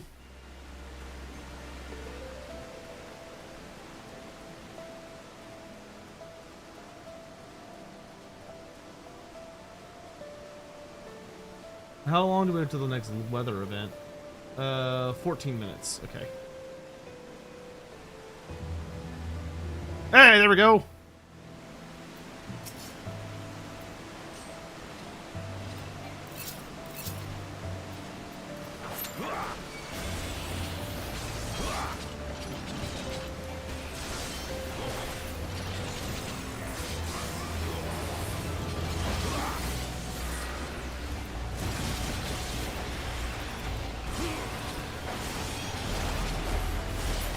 Get old, son.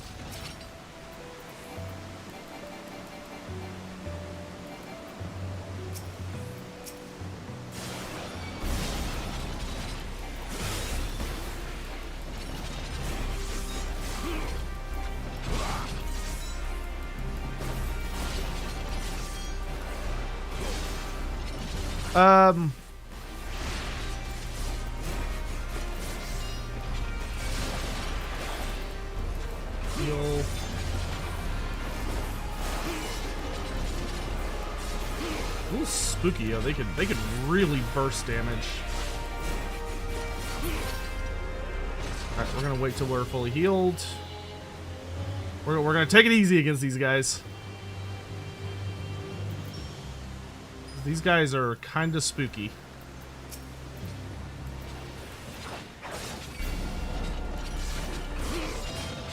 We don't want to overexert ourselves and then get fucking killed.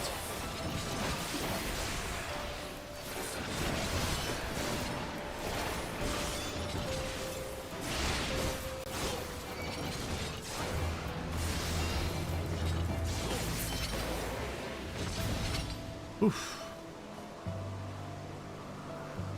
Spooky, spooky, spooky, spooky.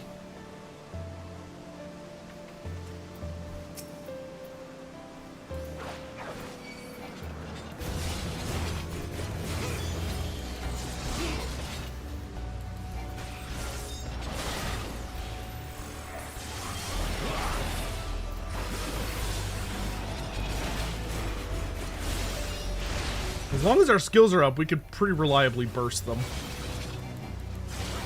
Is Boris Todbringer a wannabe Karl Franz? Only in the sense that Boris wanted to be emperor, but Karl Franz ended up getting elected instead of him. Otherwise, they are two incredibly different people. And Boris is notably older, and more experienced than Karl Franz in a lot of ways.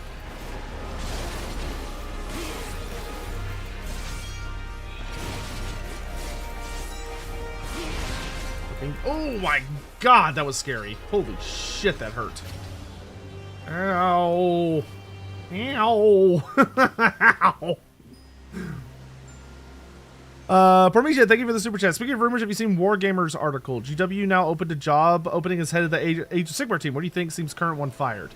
Oh, I don't know if he's fired. He might just be moved to a different position. Like, you know, it's one of those things you shouldn't assume. Like, you never know what's going on. It could be that he got moved on to a different team. It could be that he doesn't want to do AOS anymore. So maybe they moved on to something he wants to do. Or maybe they moved him on to Old World. Like, we don't know. It is interesting that they are looking for a new head of, for AOS. I don't know if that's a good or bad thing. There's a lot of different ways you can interpret it. I think AOS has been doing okay-ish lately. I don't think it's quite as solid as it was in 3rd edition. But it's certainly not, like, awful right now. And a lot of the newer releases are very, very exciting. Like, 4th edition has had its issues. But, like, who knows? Like, it's hard to say. Like, we don't know if it's shit. We don't know if it's something to do with, like, it could be about the rumors. Like, you know, about, like, oh my god, are you fucking kidding me? No, leave me alone. Fuck, I'm gonna die. Oh, don't see me, don't see me, don't see me. Fuck! God damn it. Oh, that sucks. That dude spawned and saw me.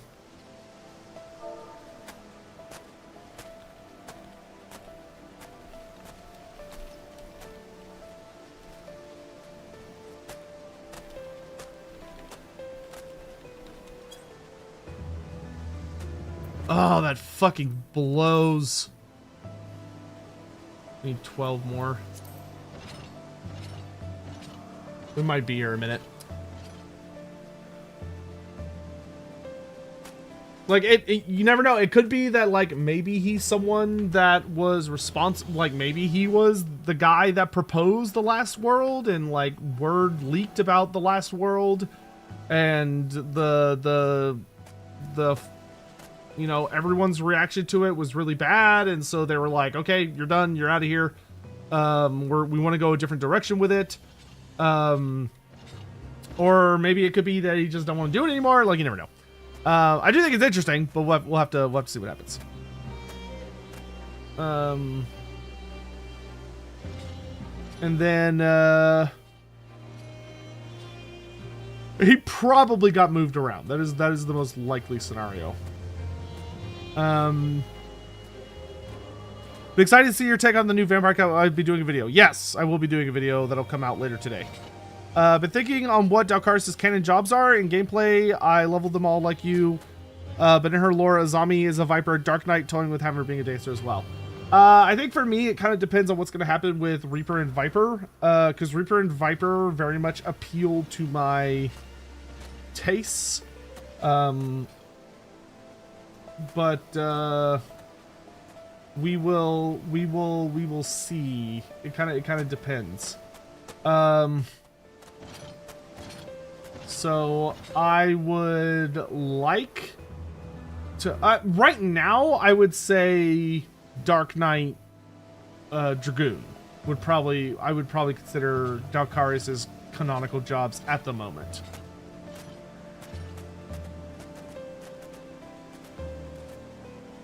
But that could change. Sign of the Emperor. If you go with Bastion for Dawn Trail, then what do you think you'll do for Evercold? I have no fucking idea. Maybe Samurai, the new physical range job? I don't know. Well, we will see when we get there.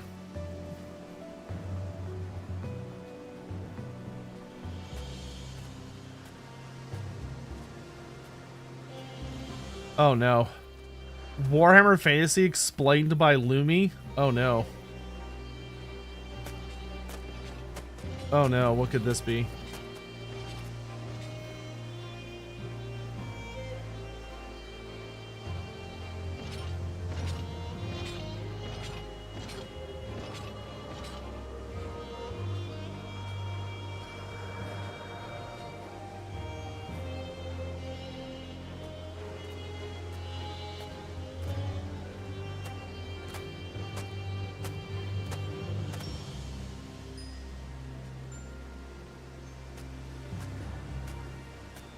Brazil?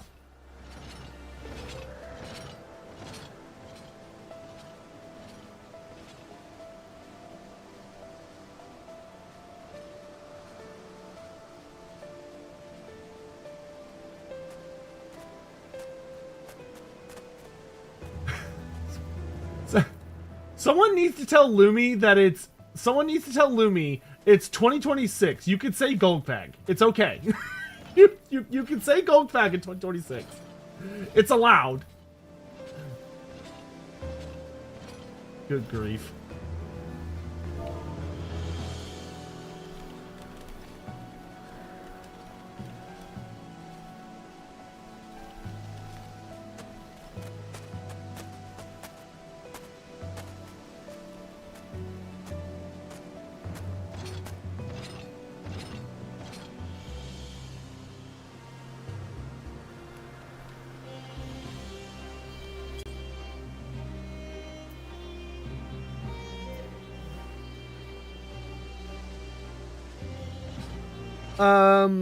How does it make you feel? How does it make you feel to know you're one of the reasons so many people got into fantasy and you helped revive it? I don't think I feel... I don't feel that way, actually, would be the way I would express that. I don't feel at all personally responsible for it in any way. I think I would say that Vermintide and Total War are responsible for it. I would say that I got to be involved in the experience, which was super cool. But ultimately, I would not consider myself one of the... I would not consider myself an important figure in that saga, if that makes sense. I'm just very, very, very, very happy to live in a world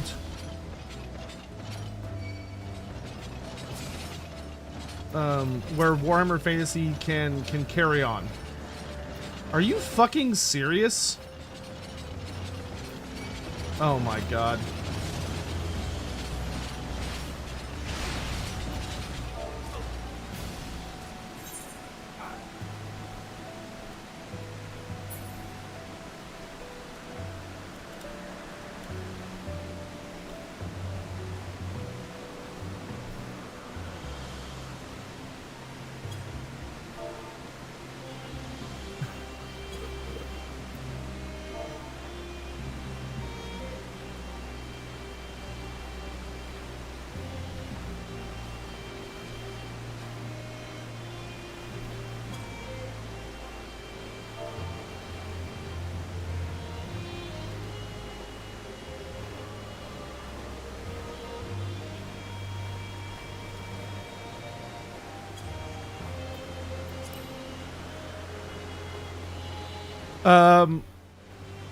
Oh yeah, that's right. I forgot their aggro is based on if you're missing health. That's why they jumped me. That was my bad. I shouldn't have moved. I should have just stayed where I was when I rezzed.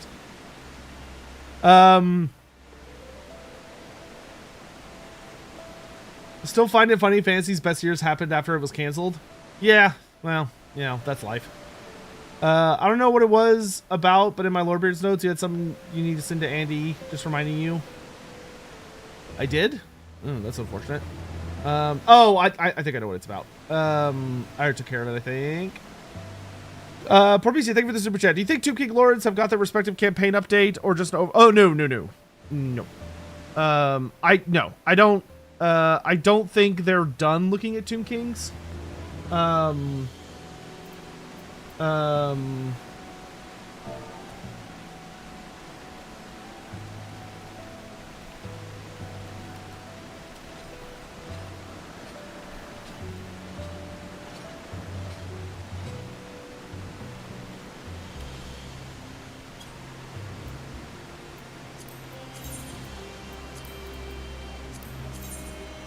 Doesn't it say my level or above?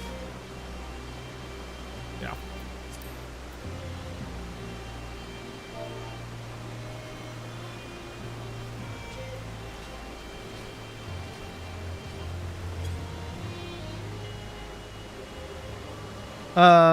Yeah, I am very hopeful Tomb Kings will receive some more love in the future. Because they're not getting a huge focus right now.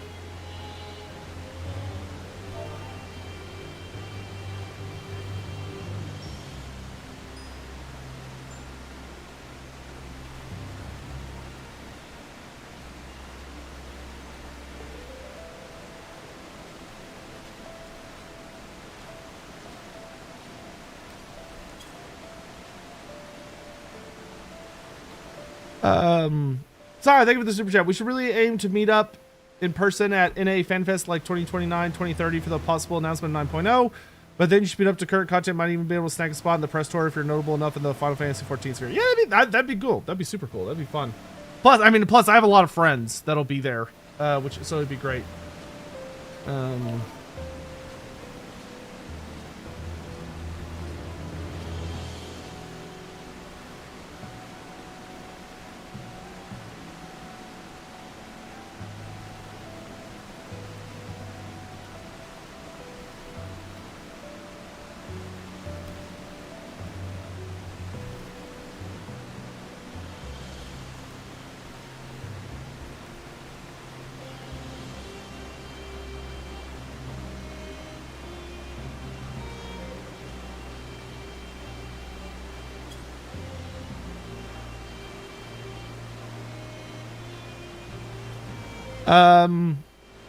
For me, I think I would love for Cetra to revive the Hekaran Empire for Khalida, a vampire hunt mechanic. That would be great. Yeah, more.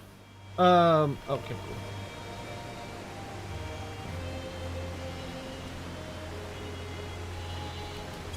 cool. It would be, what's the word I'm looking for? It would be, super duper nice if every legendary in the Lord in the game could have their own bespoke mechanics, especially when it comes to the Tomb Kings and the Vampire Coast, and even the Chaos Dwarfs. Like there's sort of a weird thing where the characters that were part of like the big race packs that came with like 4 legendary lords, they all kind of got boned a little bit because that was sort of like their moment in the sun. And then after that, they've basically never been touched outside of very rare circumstances. And all of their campaign mechanics are the exact same. Like the Vampire Coast, they have some slight differences here and there.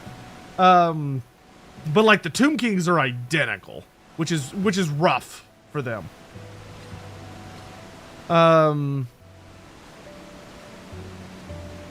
Hey Shobek, good to see you. You're a large part of the movement, though, especially, again, fleshing the game out for folks. Yeah, well, I appreciate that. I understand your modest take. I just want to know you are so appreciated. I stepped into Warhammer not knowing anything. You've helped me understand this whole world. Appreciate you. Well, thank you, Jen Slap. That's very sweet. That's very, very sweet.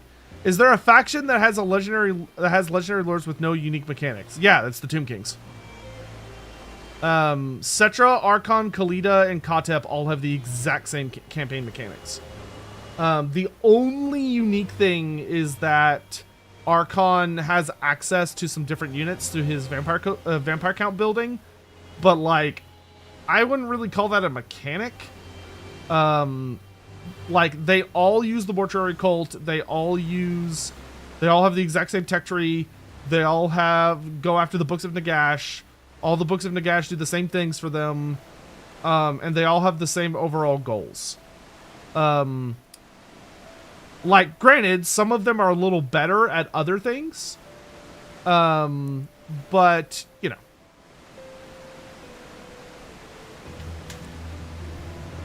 I'm not saying they're bad.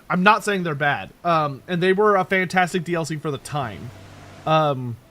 It's just one of those things where as we have continued to advance, as you know, we've been working our way through the experience of Total War, we have arrived at a point where one of the most desired things for one of the most desired things for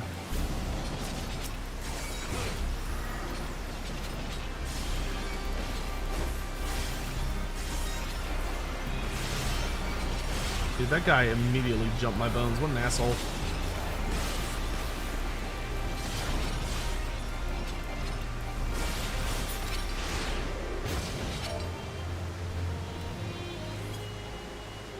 Alright, I'm gonna hide over here like a good boy and snipe these guys out very carefully.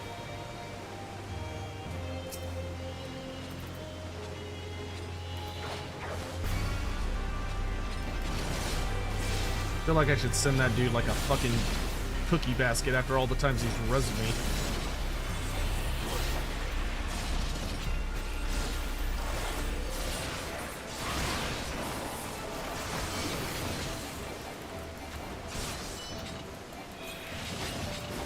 Oh.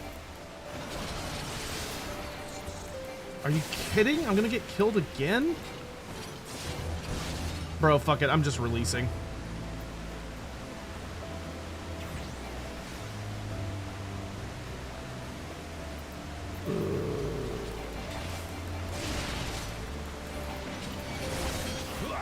Yeah, I'm just gonna release. I'm too embarrassed to ask for help again. Fuck that.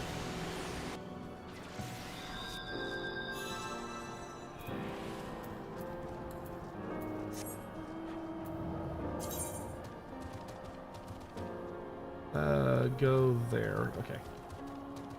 I shouldn't. I was too underleveled for that area, as frustrating as that is.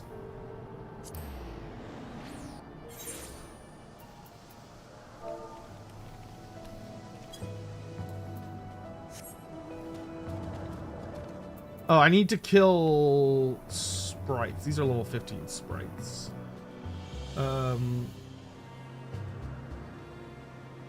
Okay, I need level 16 or above sprites. And they need to be Typhoon sprites. 19 is too high. 15 is too low? Do they have to be my level or above? Equal or higher than your own. Wow, being level 16 fucking sucks, dude. Yeah, no. I can't even do Typhoon sprites. Because the closest level to being Typhoon sprite is fucking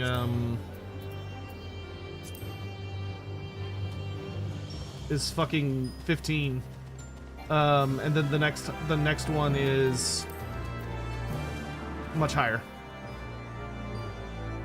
God, this fucking sucks, dude. I'm getting screwed. I didn't realize this is such a bad level to be for your weeklies.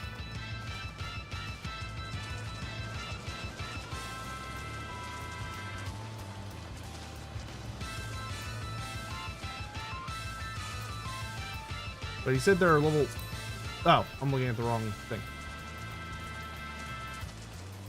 He's gonna attack him in 3 minutes. Whatever, that's fine. I'll just stick around here and kill shit. I just need experience.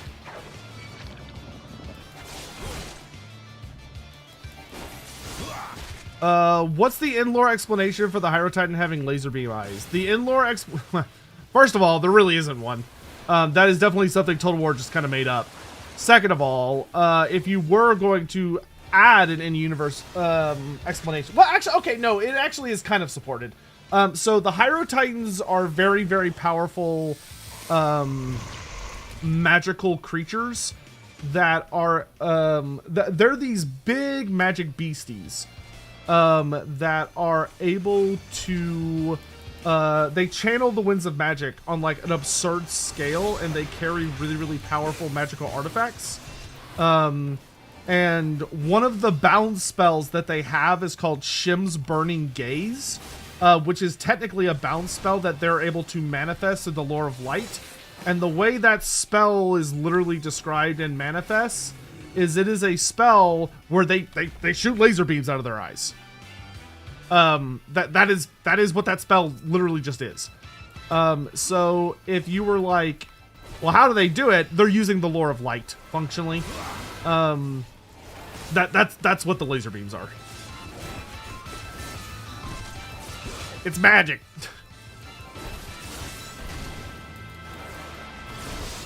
Fun fact, the Colonized Runes ability, special ability, the Tomb Kings, can bypass the Cornate raise mechanic. That's super cool, actually. I think that's a good interaction. I think that's a very fun, unique interaction. Still got another minute.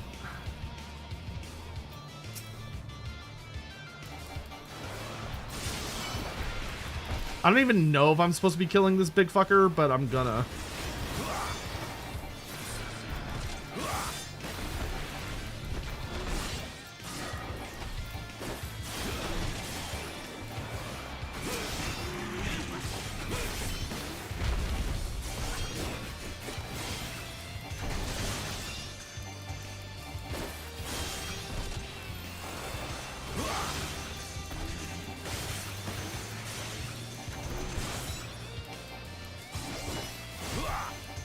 That also may be a bug, to be fair. I wouldn't be shocked for CA to be like, oh yeah, that's not intended and is probably a bug. But maybe it is intended, who could say?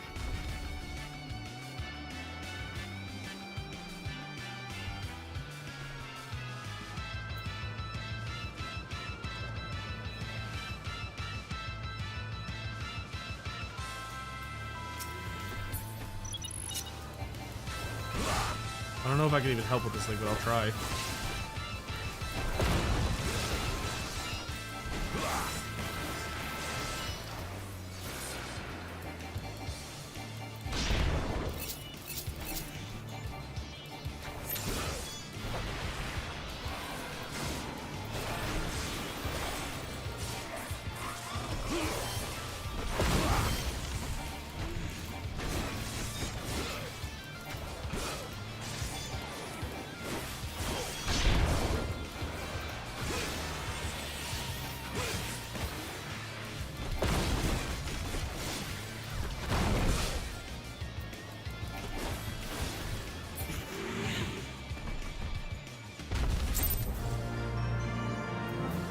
Alright.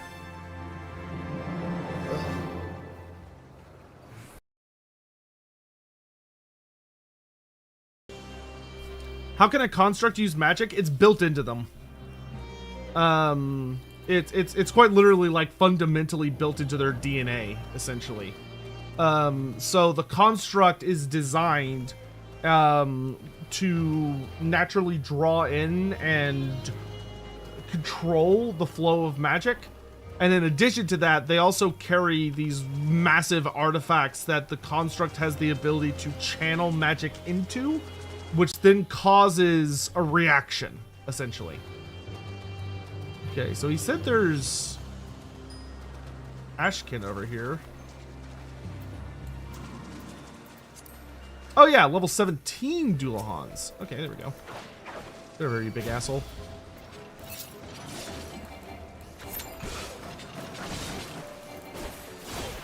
Only one level higher than me, then, instead of 2 levels higher than me.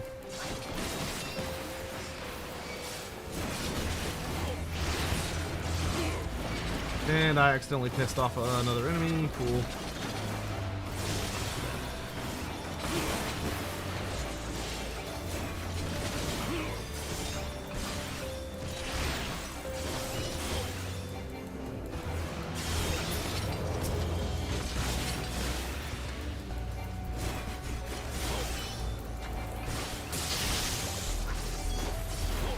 Frightening.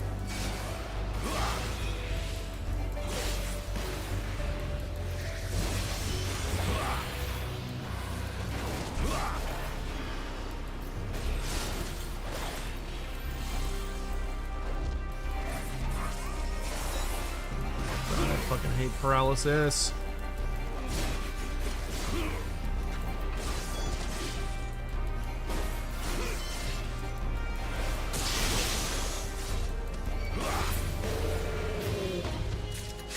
Dude, these Dualakan guys suck so much dick because they like to hang out so close to other enemy types.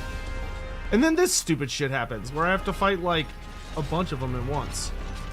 I don't want to do that.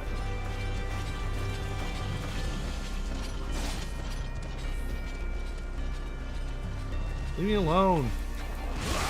Oh my god, fuck you.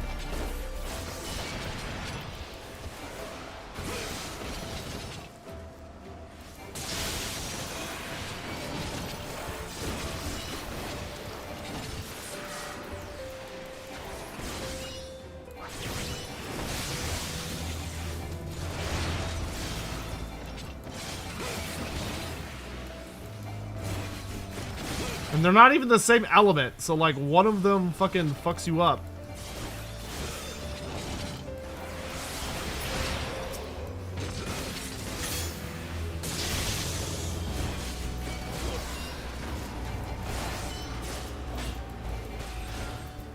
Eat my entire ass, you piece of shit, Lynx. Ugh.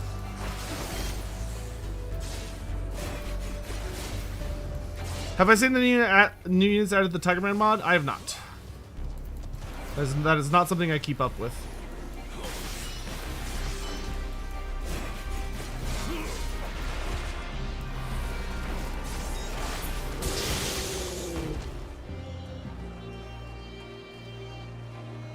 Okay, so I gotta like approach this to where I can hit a Doulahan and then...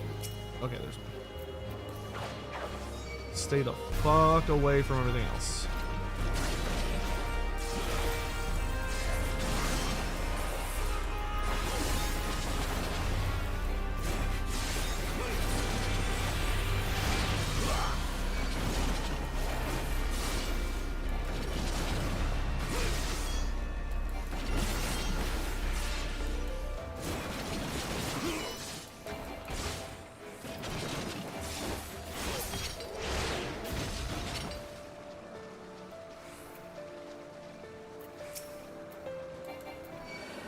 God damn it.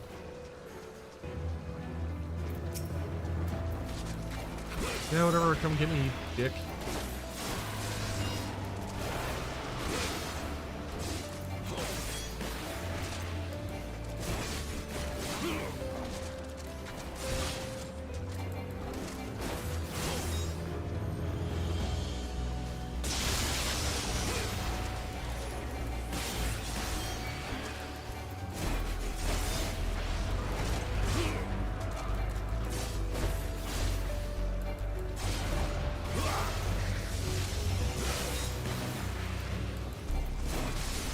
Bro, the fact that they have like an undodgeable paralysis attack is so butts.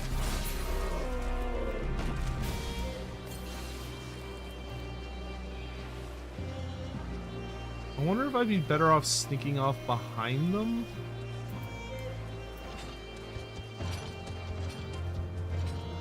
Okay, yeah, because then there's a door. Okay, yeah, this looks safer. And then I can just fight them all up here.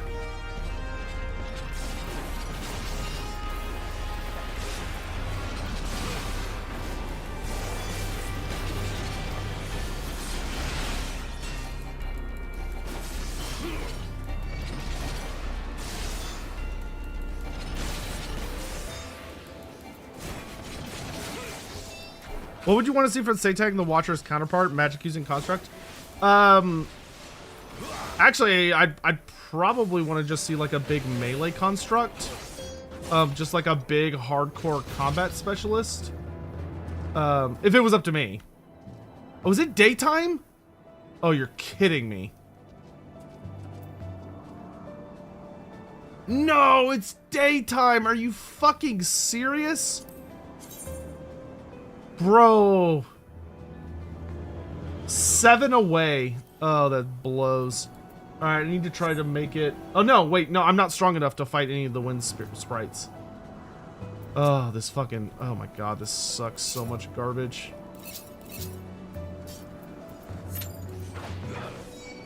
I'm gonna murder all these fucking lynxes for making my life hard.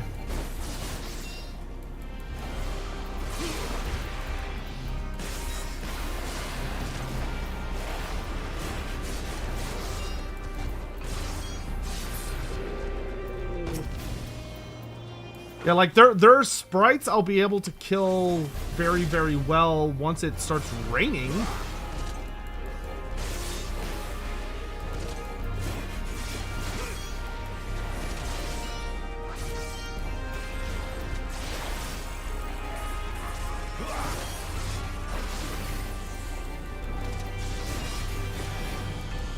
Can't believe they put such obnoxious level gaps in this. I mean, I can believe it, but, ugh.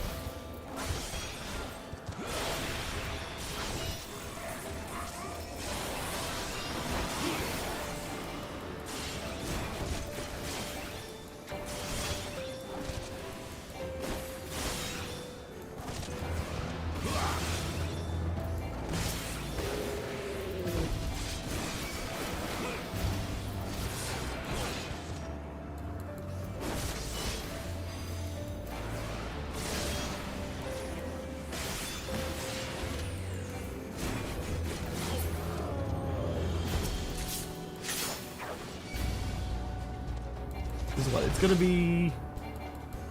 Fair weather in, well, very soon. Oh, next gale's in 3 minutes. Yeah, the showers are not for the super long time. How long until nighttime again? Yeah, you know what? I think we're actually just good to call it for tonight, unfortunately. I'd like to kind of keep power leveling, but we sort of have the issue that we just have to wait for like super obnoxious time limits, and it's better to come in on a different run. So I think we're gonna leave this particular instance. Just because this instance just sucks for us. I'm curious, if I try to join another instance, will it send me to a fresh one, or does it send me to an ongoing one?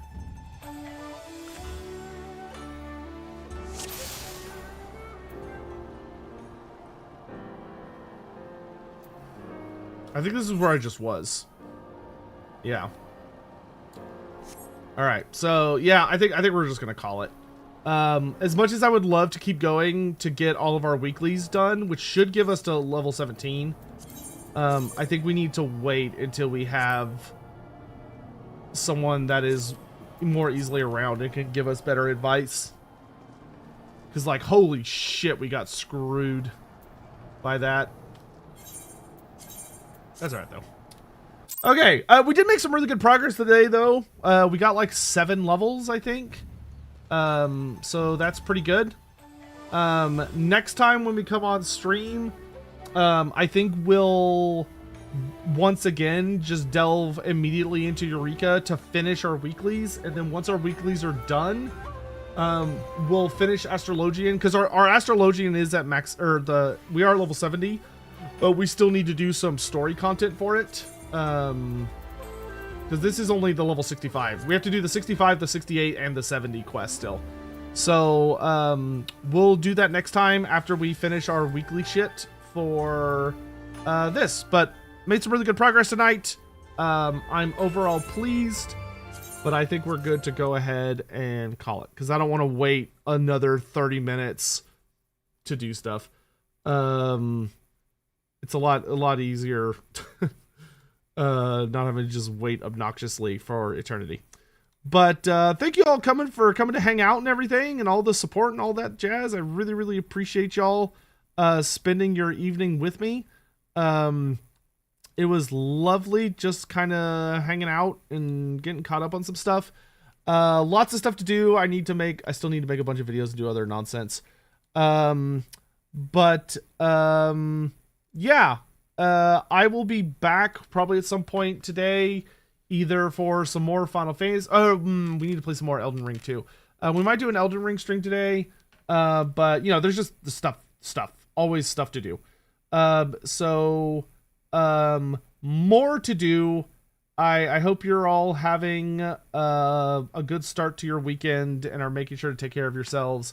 I'm gonna try and find somewhere to raid out, though it is very late, so no one I know may be online. And we will take it from there. So thank you all. Have a lovely night. Don't be strangers. Pormicha, thank you for the Simon. Thank you for the super chat. I won all 3 Super Sentinels as legendary heroes. That's a lot of the same hero. I honestly do not think they're gonna give us all of those. I think we're gonna get 2, to be honest. But I could be wrong. But I feel like getting 4 Terracotta Sentinel legendary heroes is just so many. There's so many legendary heroes that are all very, very similar. Anywho, have a lovely night, and I will see y'all laters. Good night, everyone.